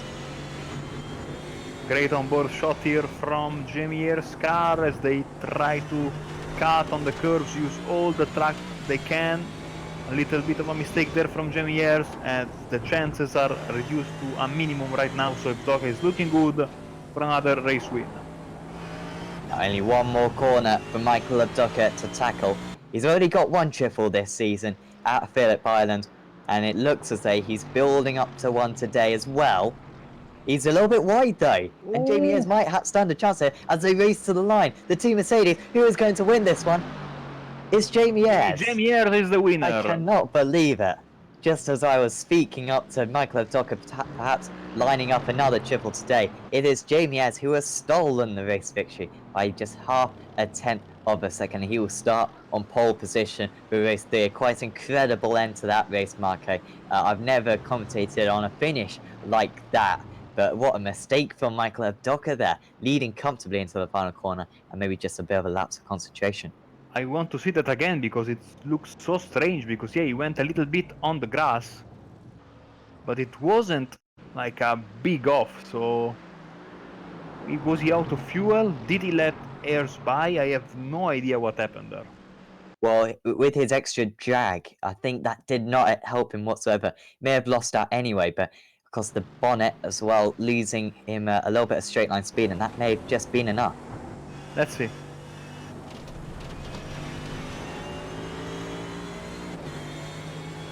Oh no, he was pushing hard. Oh no, just a mistake.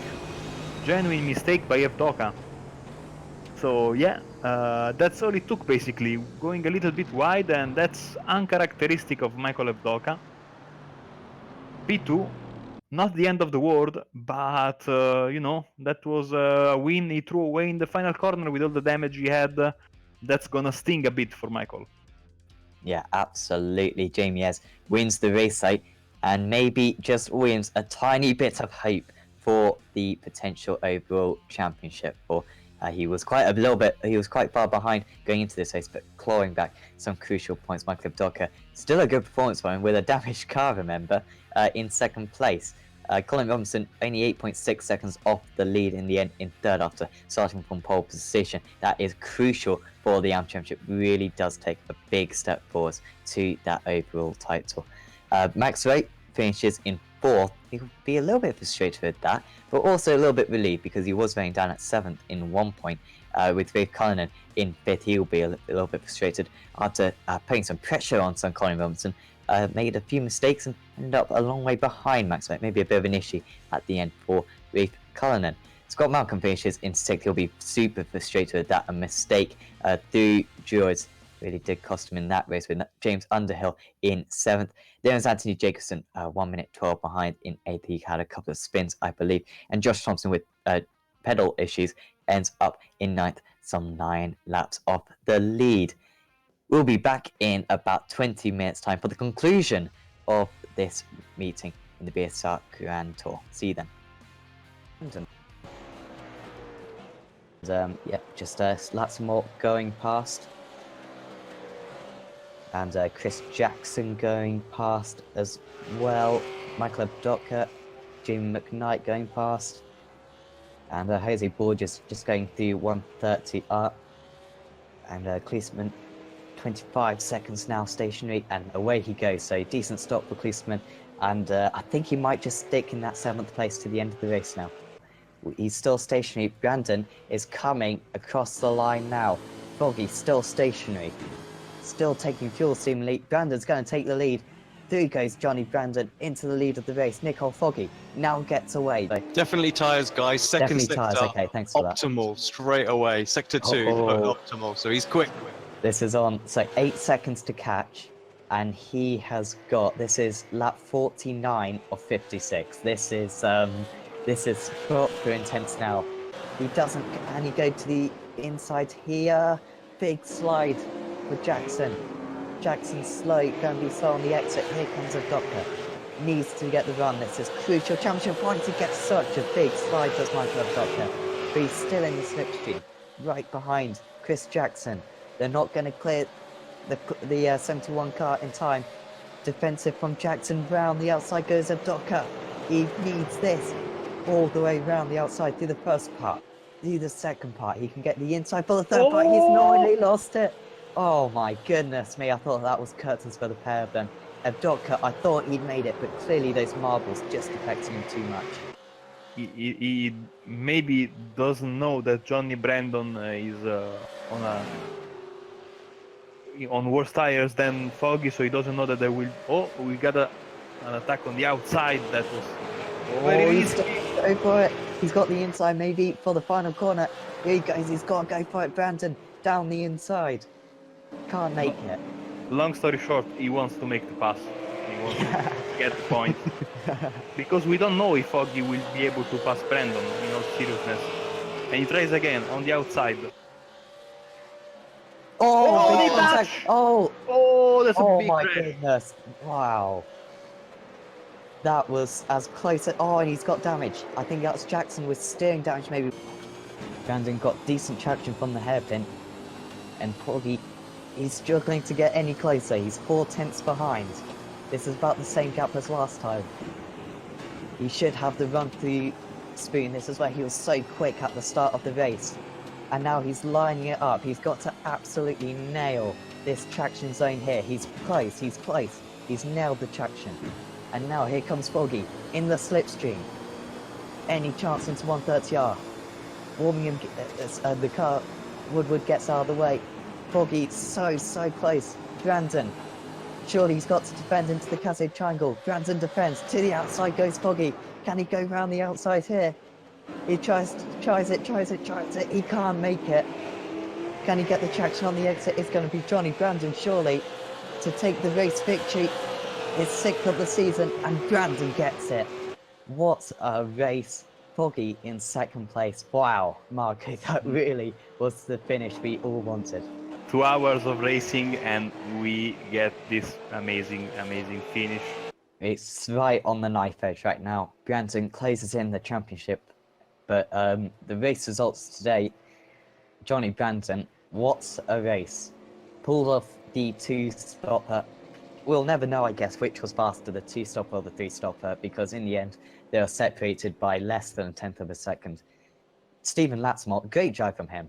Gotta give a shout out to him. 16.5 seconds off the lead, and he was quite a bit behind actually after the first few laps, so brilliant drive from Stephen to come home in 3rd. I think that's probably his best result of the season, so well done to him. Michael Evdoka, it could have been better, it could have been worse. I must say, I'm not sure if he had the pace of the top 2 out there. Early on, he seemed to be struggling against Foggy, but I think he'll take that 4th place after that terrifying moment down the pit straight. Tony Klusman comes home in 5th after getting pole position. That strategy just never worked out for Tony, and he just lacked a little bit of pace. Also, a penalty in the pit stop that cost him as well. Michel Ricci, good debut for him in 6th position. Chris Jackson comes home in 7th. Could have been a 4th for him, but he was super unlucky out there with that contact. Jamie McKnight come home in 8th. Jose Borges, another good race from him in 9th. Anthony Woodward comes home in 10th. Richard Warmingham, very kind of on his own race out there in 11th. But obviously there wasn't a lot in it. I wasn't planning to do the 2-stop. I just didn't quite do as well as I'd hoped in quali. So after the first stint behind the top 3, I was saving so much fuel, lifting and coasting everywhere. I thought I might as well go for it. I did start worrying in the 2nd stint because I was lifting and coasting so much more to try and make those laps, but paid off in the end. So happy days. Oh yes, most definitely. Happy to get a 3rd. I wasn't too confident coming into this round. This track, cars, lights everywhere. Typical slippery Japanese track. But yeah, strategy worked out for me in the long run. In the final 5 rounds, final 2 meetings coming up in the next month here on Apex Racing TV. From me, Marco and Alex, we will see you in 2 weeks' time at COTA for the penultimate round of the season.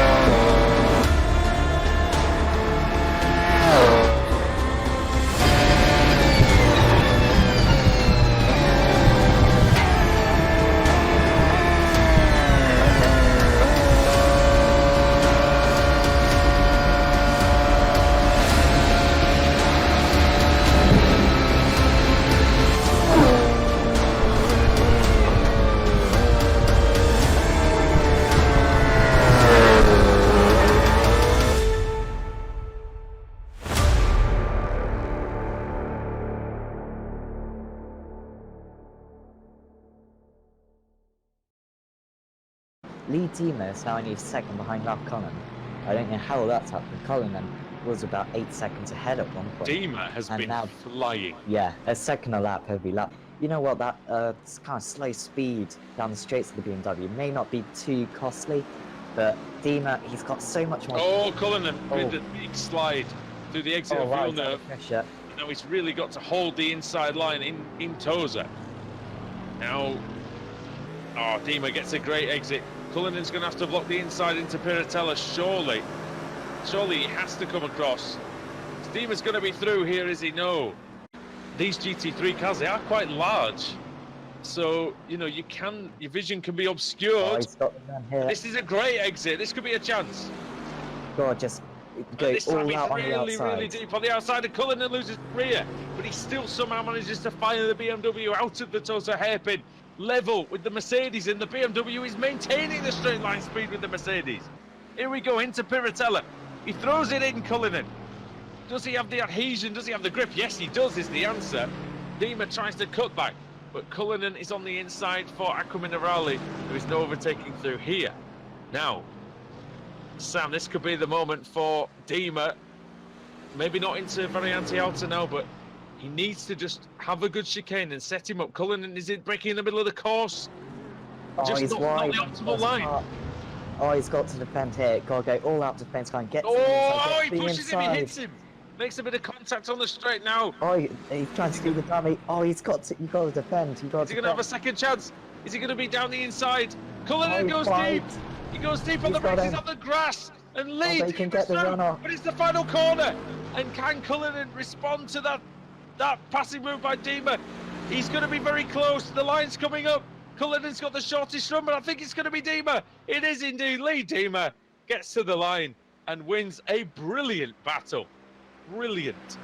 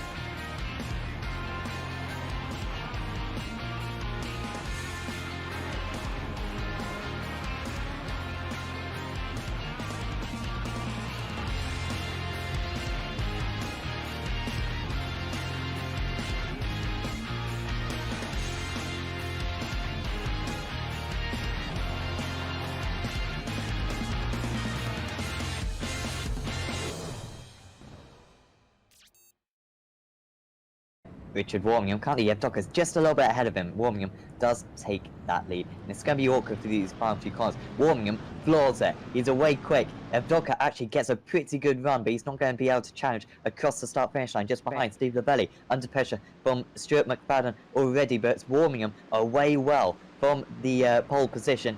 Evdoka challenging into turn 1, and Lavelli having to go defensive against McFadden. McFadden looking to the inside. Could there be contact between these two? Not quite, but he's going to have to go defensive once again. Ayres just watching just behind.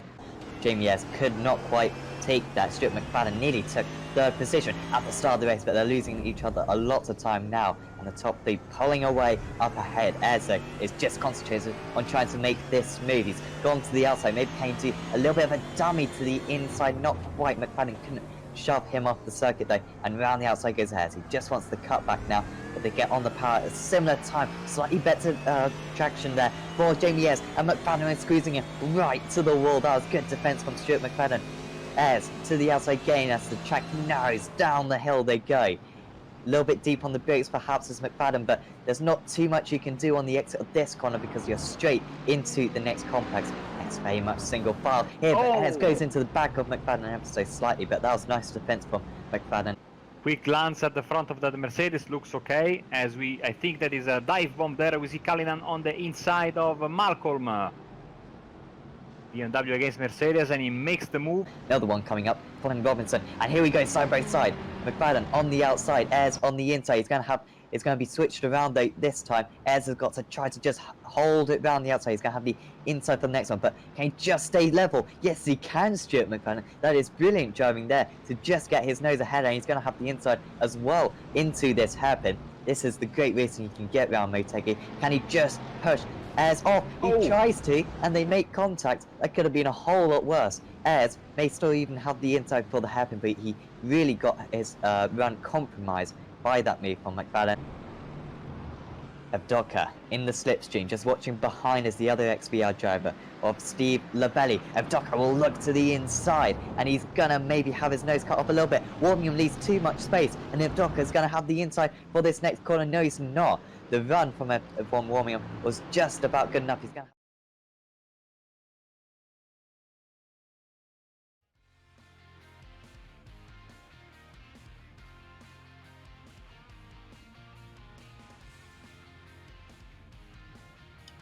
Welcome back to the final race of the day in the BSR Grand Tour here at Brands Hatch. I'm Sam Fitzpatrick, and alongside me is Mike Barbier and Sam Kume.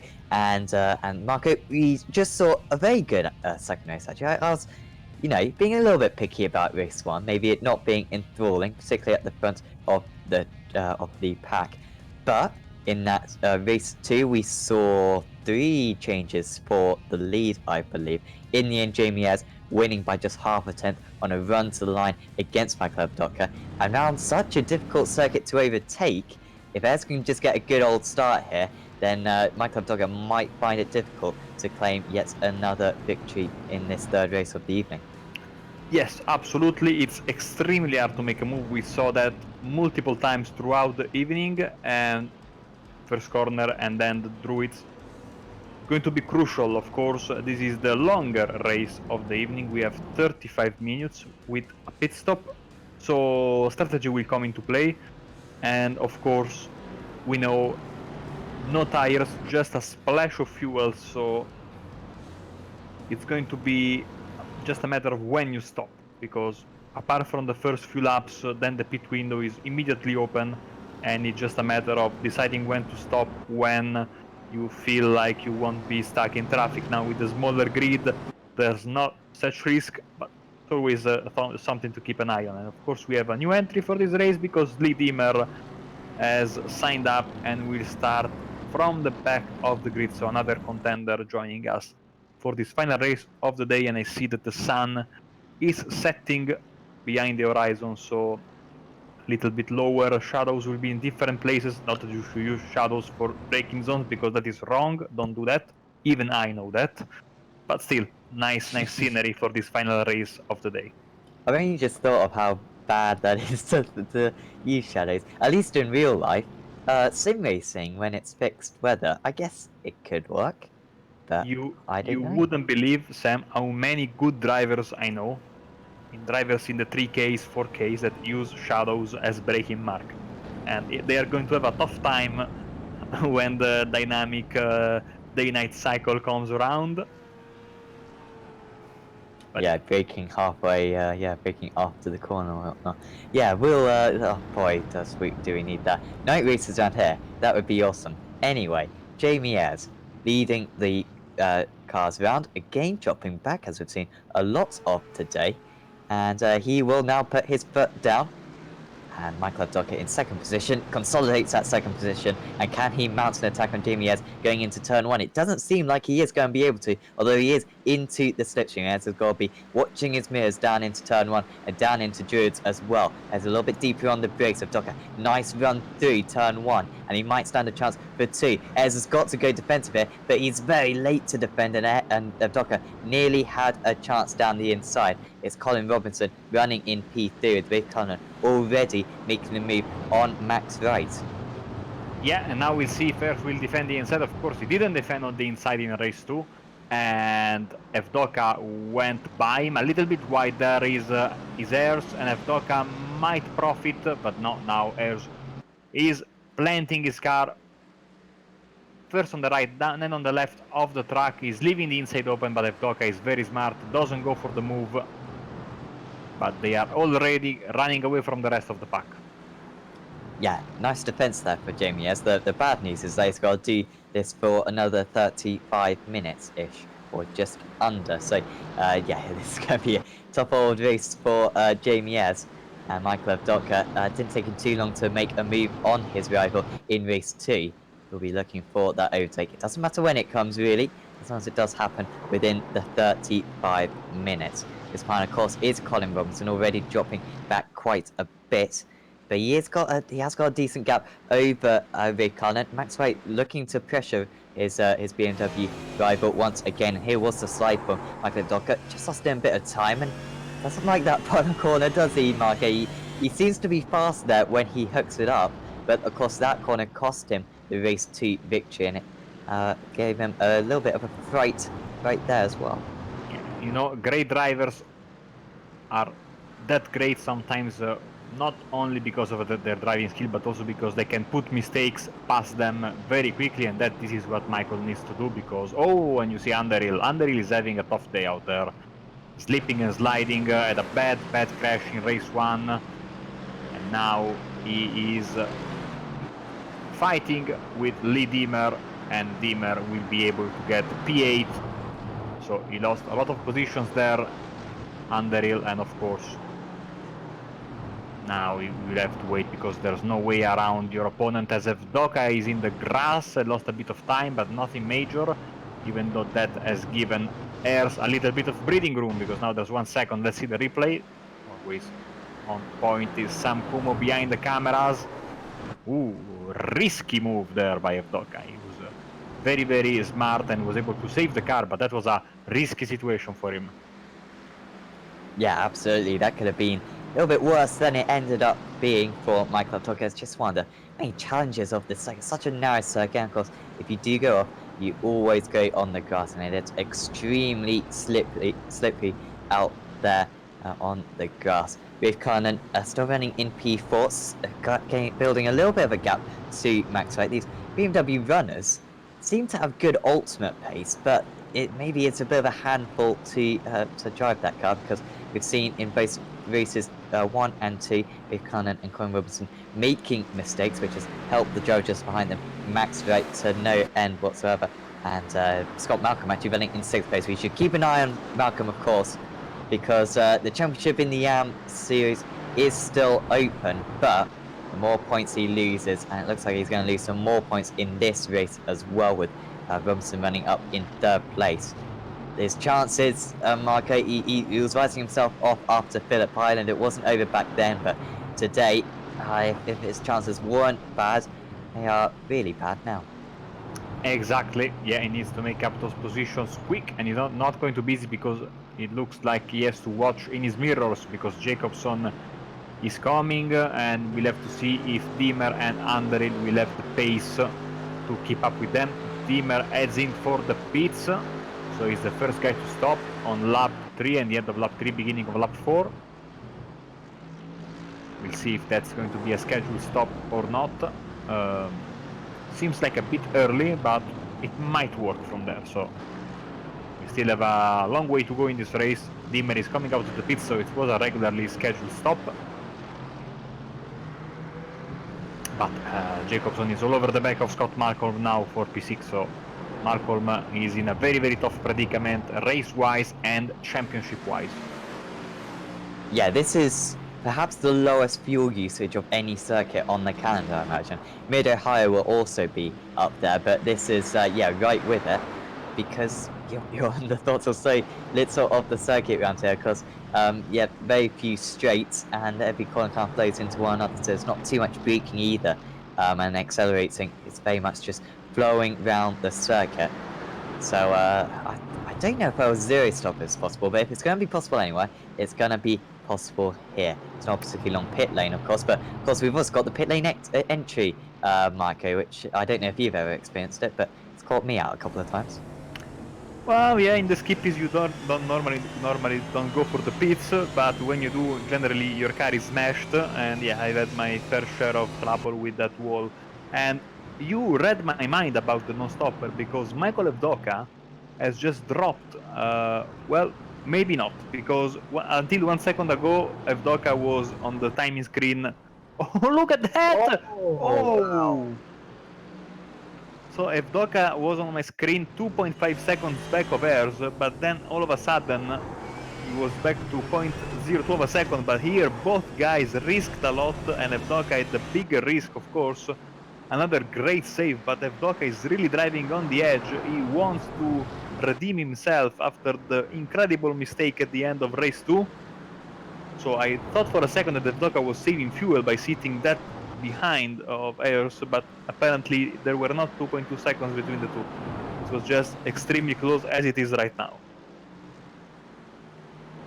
Yeah, there was no bad sector from Ayers at the start of this lap, I think, so yeah, it must have just been the timing screen. There's no doubt Michael Evdoka is the fastest driver out here, but surprisingly, very uncharacteristically, just making a few mistakes, but this time he is that much closer. Just ducking out of the slipstream a little bit, that's not going to help him, but he is still going to look to the inside as Michael Evdoka, and he might stand a chance here into turn 1, and he's almost made contact with his rival, but Jamie Ayres was superb there in defense, just about left a car's width, and whilst it was risky to squeeze Michael Evdoka quite that much, it was totally fair.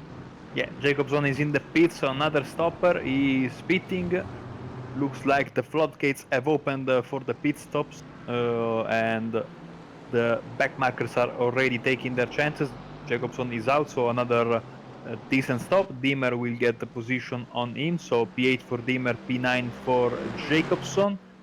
Position 1 through 7 have still to make their stop, but they have quite a bit of time on their hands, let's be honest, because it's only minute 7 out of 35, lap 6 right now, and this battle for first place. I mean, these two guys have been battling since the beginning of race 2, basically.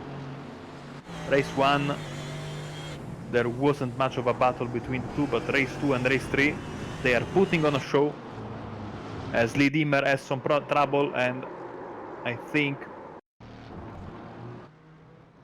he was going very, very slow.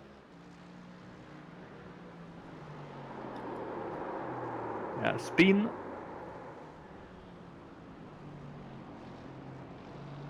That's annoying for Lee, because that major undercut, he seemed to have decent pace.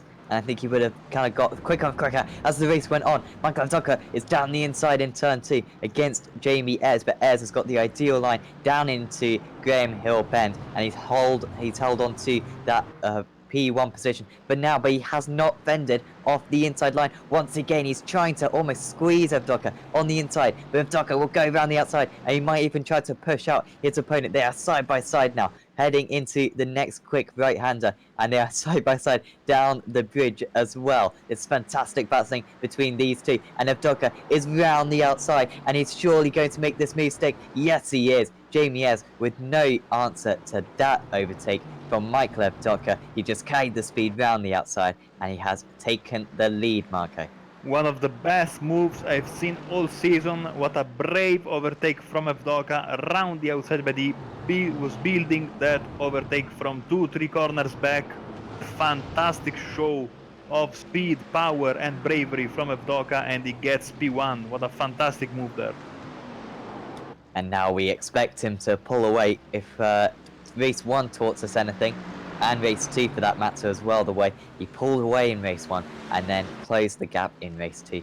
You'd expect him to pull away now and yeah, take that race victory. You just wonder how the triple has got away from him today, because he has still got to navigate the next these next 25 minutes of this race without an error, which of course we did see a small one at the end of that race 2. Behind these guys, of course, Colin Robinson 3.5 seconds further back. He has stayed closer than he has done in previous races, with Rafe Cullen starting just to build the pressure on his BMW companion. And whilst they aren't nose to tail at the moment, a slightly better exit there for Robinson, and using the slipstream has allowed him to gain to within 0.6 of a second. Yep. Good battling between these two guys. Malcolm went into the pits, maybe I already said that, but he is now sitting in P7. So 1, 2, 6 still have to stop. Cullinan very, very close to Robinson. I think he has they are running on the same pace, so it's going to be interesting to see when these two guys are going to stop, and if Cullinan is going to try for an undercut. Not this time around, because they both stay out. Yeah, well, like I was going on about earlier, you know, they could go very long in this race. I think literally, you know, maybe the 30-minute mark, they might just have to pit with a couple of laps to go. So you'd expect these guys to pretty much go as far as they possibly can. You'd expect. Oh, James Underhill is into the pit, so shouldn't be under too much pressure there, Underhill. I think he's just going to finish. He's going to come out behind Scott Malcolm. Malcolm's still behind, and Underhill, I think, is ahead. Malcolm will close a little bit closer, but I think... What was the order of those two before the pit stops, Marco? Do you remember? I think that Malcolm was in front of Underhill, if I'm not mistaken, but I might be wrong. Malcolm had a quick old pit stop. Yeah, only 2/10 slower than James Underhill. Did he set a bad sector or something on this lap? Not seemingly. So yeah, Scott Malcolm losing out there, and he cannot afford to lose out any more points than he absolutely has to. James Underhill in 6th position, some half a minute behind Max Ray. Of course, those top 5 all yet to make their pit stops. Lee Diemer, yeah. Sorry. So, no, go ahead, man. I was just going to say, Lee Diemer is still running out there, despite that spin a little bit earlier on. Yeah, no retirements so far in this third race of the night, longer race, so these drivers know that anything can happen with 15 minutes more. And of course, things for your opponents can go wrong even in the pits, you know.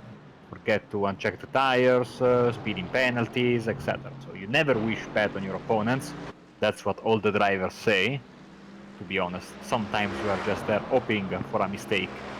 And yeah, it's part of the game, as we see Robinson and Cullinan extremely close to each other. These two BMWs matching each other's pace. Nice to see this car having a bit of representation. Sadly, no Ferraris today. And no Audis. German makers are ruling the land in the UK today, and the two BMWs having the same pace, so I think these two drivers are finding it very comfortable hurling this car around the corners of Brands Hatch as they complete another lap. We are in lap 11 right now. Michael Evdoka, Jamie Ayres, Robinson and Cullinan, and Wright rounding up the top 5. You see on the right side of the screen the track map to see where your favorite drivers are placed, and you can clearly see the guys that have already stopped and the guys that have yet to stop, because there's like a huge gap between the two groups.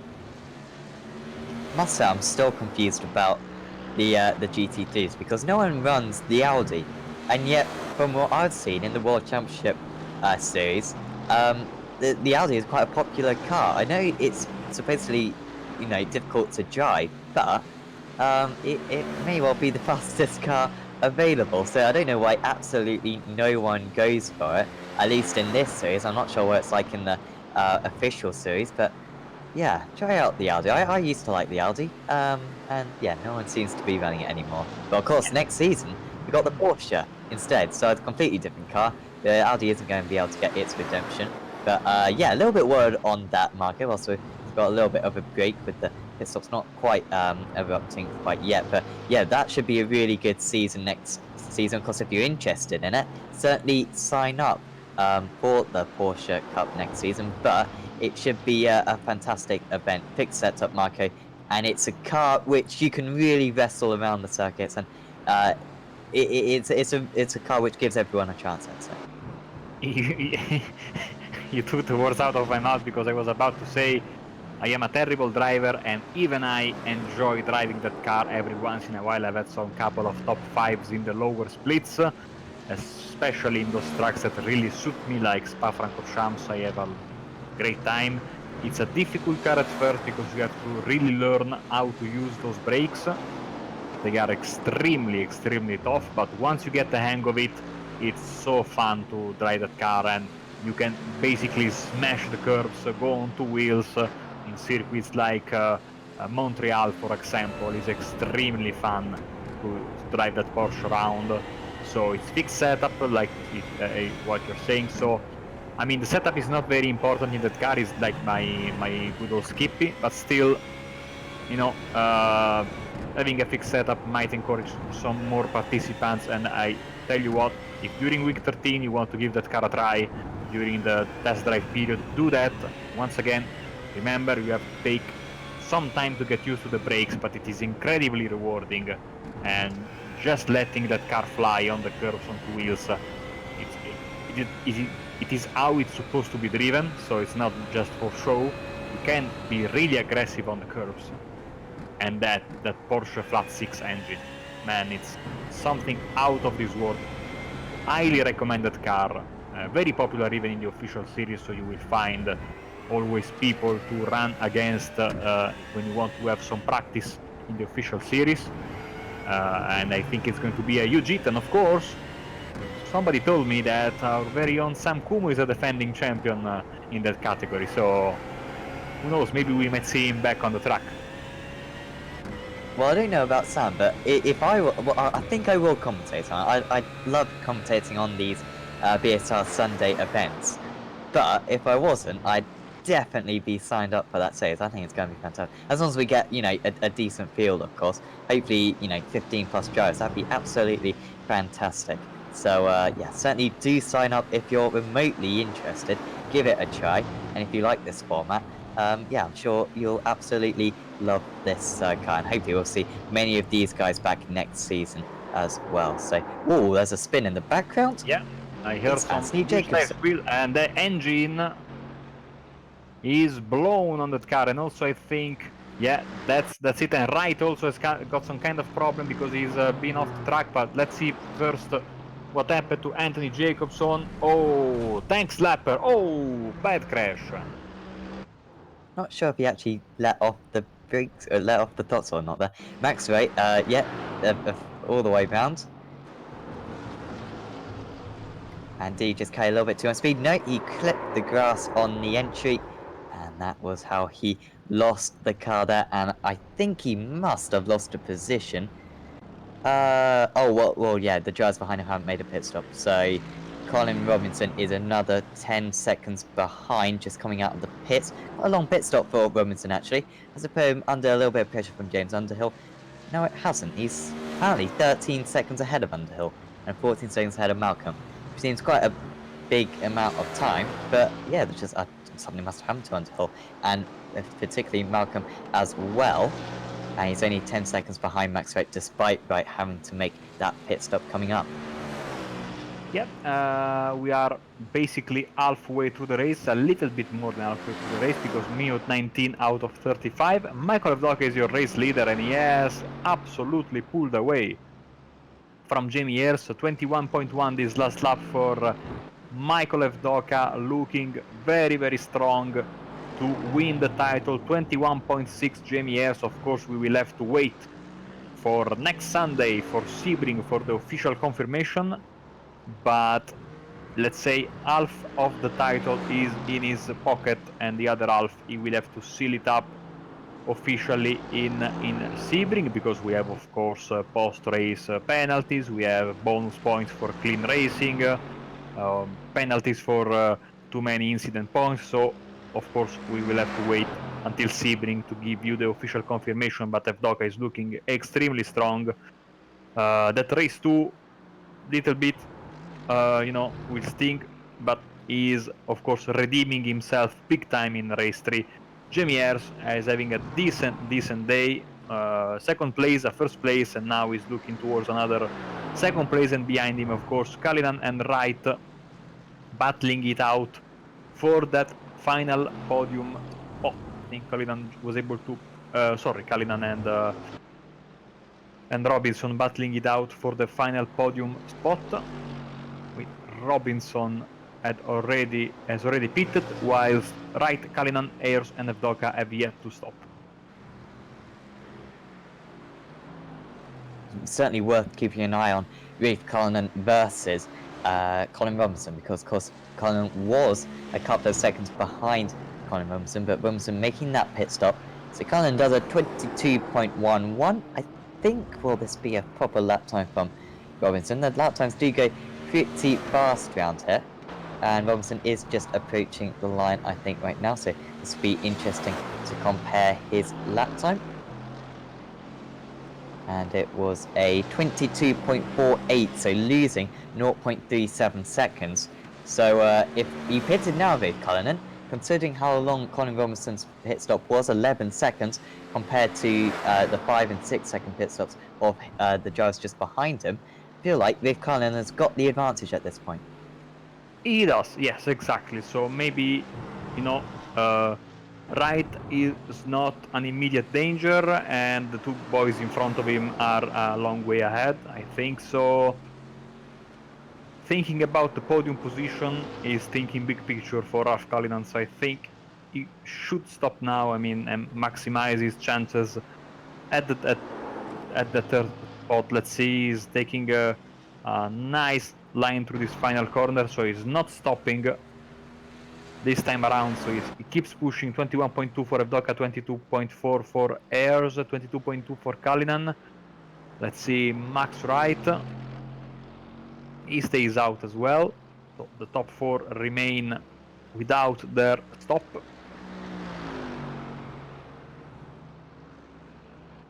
.6 for Wright, so lap times vary very wildly between the top 4 drivers. Yeah, and Robinson did a 22.16. Wow, that's really off the pace. That's nearly a second slower than Rafe Cullinan, so if he wasn't already behind, I think he's certainly behind his rival now. Rafe Cullinan just has to make sure that he doesn't make any mistakes, and a podium should be coming his way. Podium is almost certainly secured for Michael Evdoka as long as he can just navigate these final few laps securely. He's still pushing the car a little bit, not leaving too much track to spare. He has opened that gap up to 10 seconds over Jamie Ayres. Jamie Ayres, throughout the season, just whilst being a good challenger to Evdoka in these past few rounds, has never been closely matched really on pace. Maybe today the closest he's been, but you can see how Evdoka has just been able to drive away from him, and Jamie Ayres is into the pits.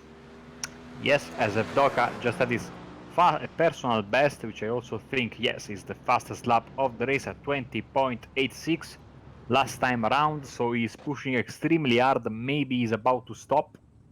Ayres is in, Cullinan is not, so Cullinan will move momentarily into second place, and Wright will move into third place. So this is not what Ayres wanted, because I think he will have to deal with Max Wright sooner rather than later, especially if Wright opt for a very late pit stop. Yeah, I think so. So that's not ideal for Jamie Ayres, but to be honest, he's not really fighting anyone out there now. He's just going to have to secure that second position rack up a few more points and maybe try to hunt down Michael Abdoka at Sebring in a week's time for the season finale. Of course, it was Lee Diemer taking the Season 1 championship last season. Has not taken part in as many races this season. He's currently running in 8th position after Anthony Jacobson's retirement. Could still be close though between Underhill, Malcolm and Diemer. Of course, Diemer had that spin earlier on, but on that last lap was 7/10 faster than Scott Malcolm.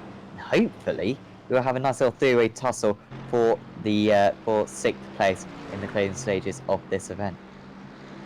Yeah, Scarinan goes back, goes past the start finish line once again, and he's not stopping. Let's see if Wright goes for the pits or not.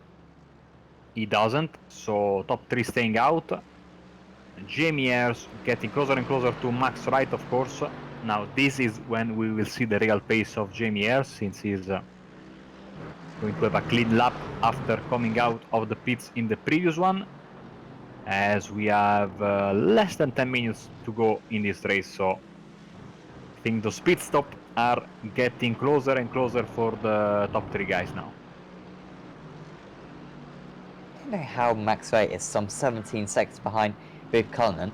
I guess Cullinan's just driven really well in this second race. He wasn't that far behind Jamie Ayres actually beforehand. So yeah, they're kind of just driving really fantastically out there in 2nd position. And according to our system at least, has not picked up an off track, which is very impressive. I don't know why I say that. Oh, actually, I can't look at the instance. I thought I could look at the instance in this series, but I cannot. But yeah, according to our system, he has not picked up one. And I think we just saw a change of position. Bivkan is coming into the pits though. We had Wright disappearing for a moment and then coming back, so that was the movement that you saw, I think, on the left side on the scoring, I think, because let's see, Diemer, Malcolm, Underhill still 6th, 7th and 8th, and both Cullinan and Wright come into the pits, so Ayres goes back to his 2nd place. And let's see, where will Robinson place himself?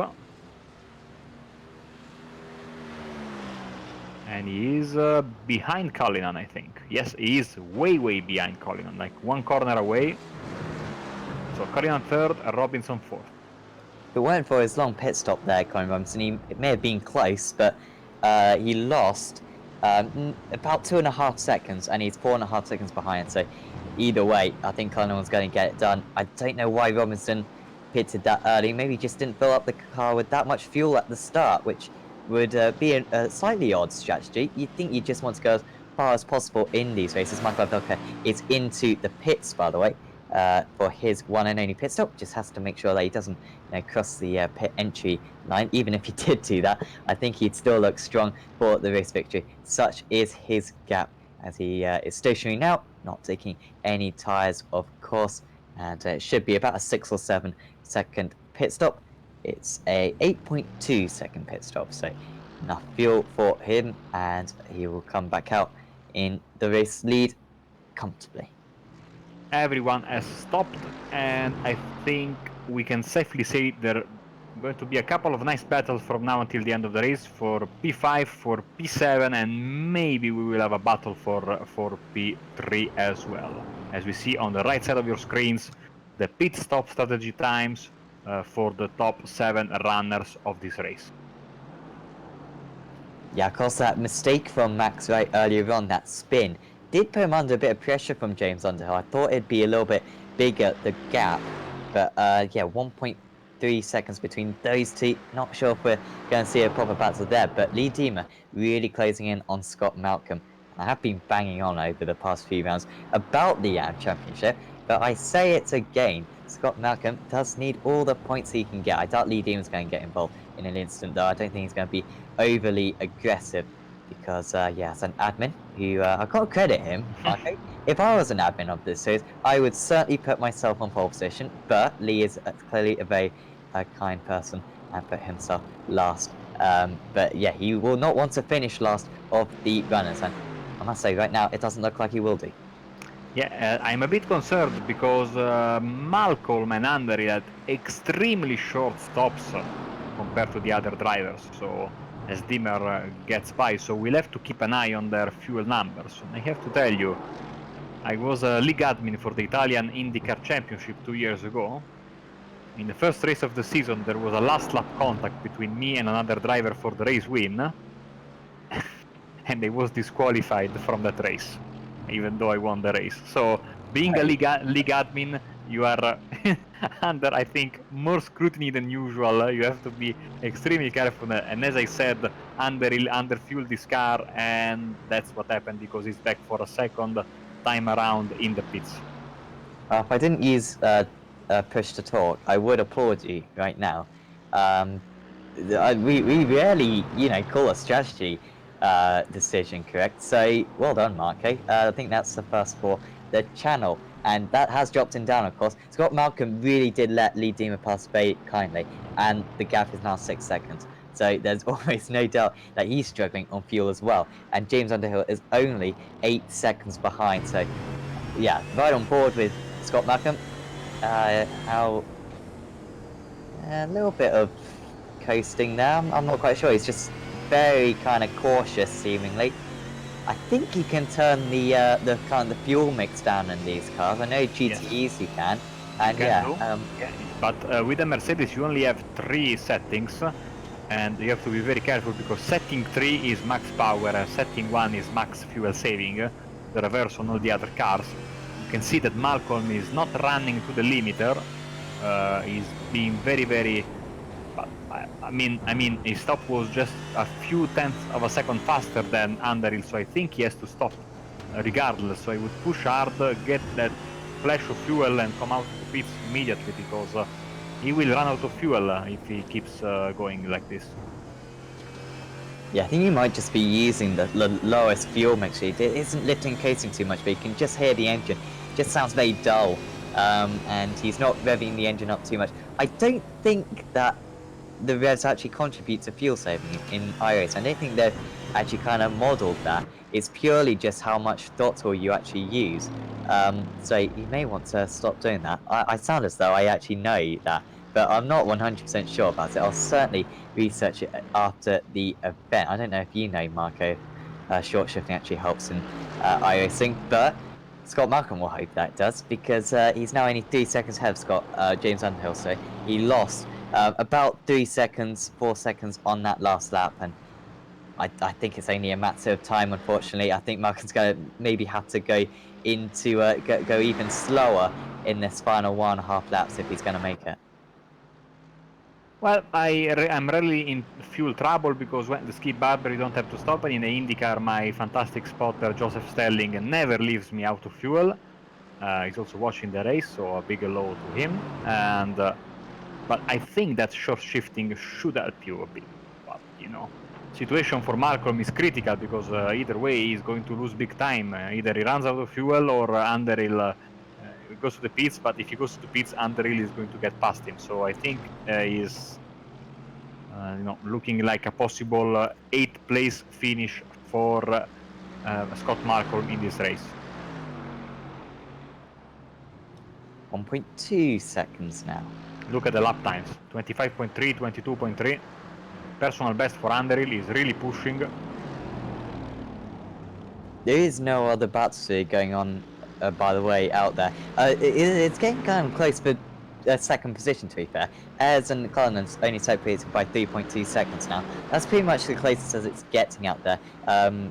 Robinson is another 7 seconds back. They're another 14 seconds back to Max Wright due to that mistake earlier on. And then Lee Deemer a little bit further behind him, 13 seconds.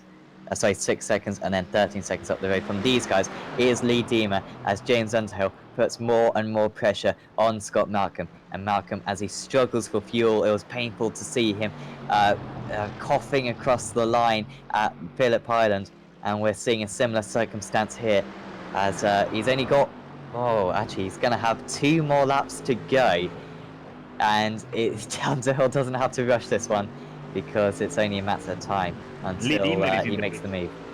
Lee Deemer, another short fueling car, and Malcolm just gave up on the battle. But he's still not pitting. I mean, at this point, Scott, just go in, take the fuel. I mean, And also now Lee Dimmer is having a very long stop, I think, or maybe not. Maybe it's just a long pit lane transit time. Still, he is losing a lot of positions there.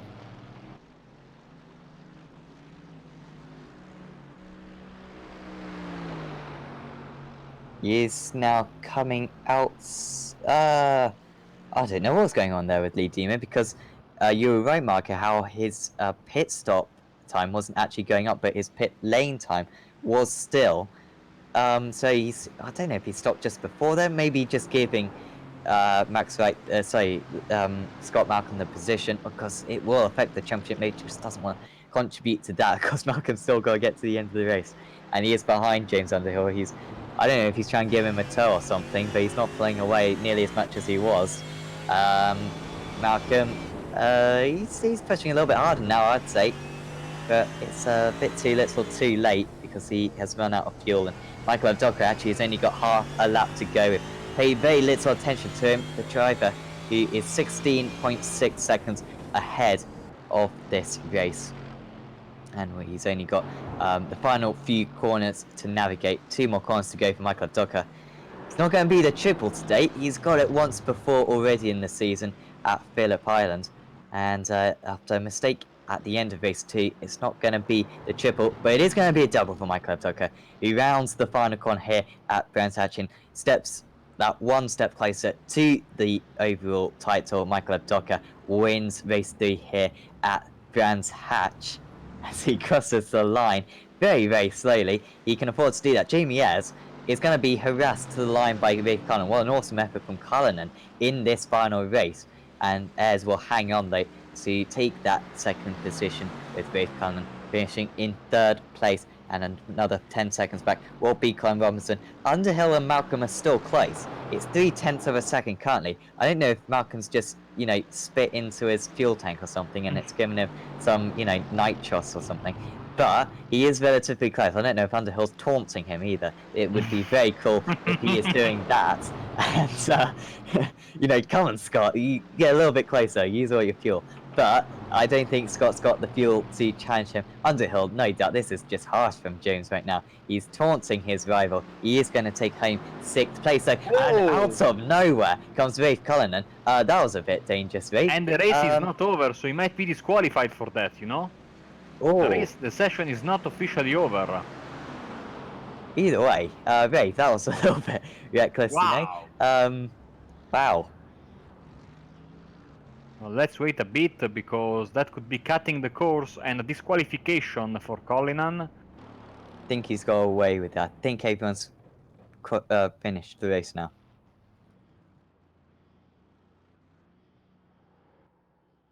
Yeah, I think that's everyone finished now. So, the final results: Michael Abdoka from 2nd on the grid wins the race. He got the move on Jamie Ayres relatively early on, and after that, it was plain sailing for the Englishman, and he finishes the day with 2 race victories and a 2nd place. Jamie Ayres, a good day for him. Unfortunately, just didn't have the pace of Michael Abdoka. 2 2nd places and a win.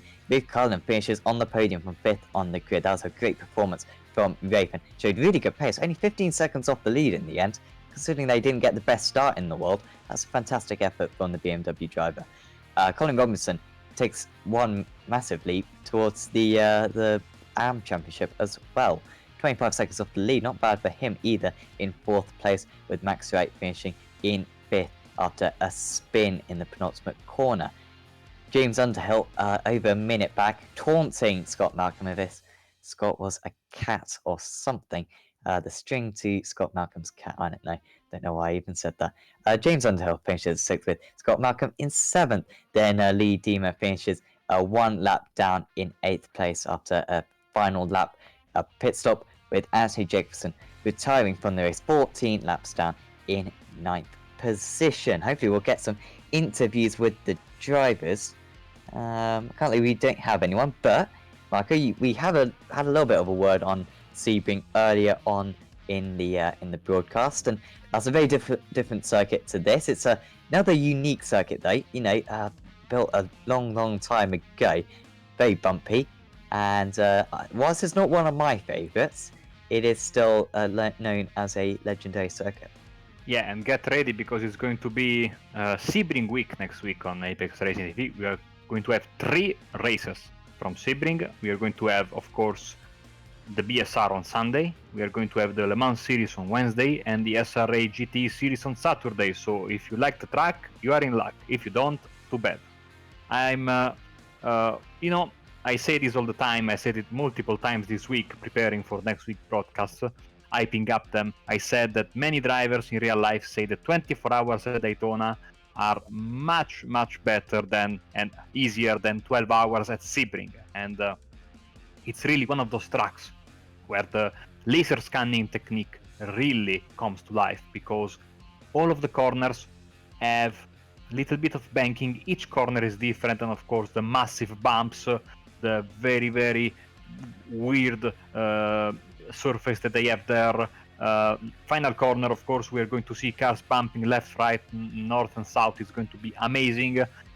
Maybe we are going to sneak in even a night race for the final race, so we can end the championship with fireworks, even though the night race didn't work very well in the MX-5s on Tuesday. Maybe if the drivers know beforehand, it's going to be a fantastic scenario for the end of the season. And of course, speaking about the track, fantastic racetrack, a lot of different corners, nice passing spots, very, very, very difficult track to learn, and you have to be spot on all the time and always keep focus, because those bumps will be a big problem if you're not paying attention. Yeah, no doubt about that whatsoever. Going to be a great challenge, and we will see the 2 championship winners being crowned there. Michael Abdoga leading the way in the overall championship, with Colin Robinson with a commanding lead in the AM championship. Unfortunately, no one's joined us for an interview, so I think we're going to wrap up the show now, because tomorrow I think we've got World GT. I always say we've got World GT tomorrow. I don't actually know. It might just be a week off, but I think we have got it. Hopefully it'll be at Brands Hatch as well. So certainly tune in for that one. And then on Monday night, we've got the Victory Tech Sportscar Series, if you're willing to stay up till 1 o'clock in the morning. And then it is the BSR MX-5s Tuesday. Wednesday, we've got the final round of the Le Mans Series as well. And Thursday, we've got the BSR TC. Saturday, we've got the SRA GT Series. And on the Saturday evening as well, we also have the Euro V8s. Sunday, the IGPS final round of that series as well, and then the final round of the BSR GT. Certainly do not miss it. But from me, from Marco, and from Sam, we'll see you next time, and we'll say goodbye for now.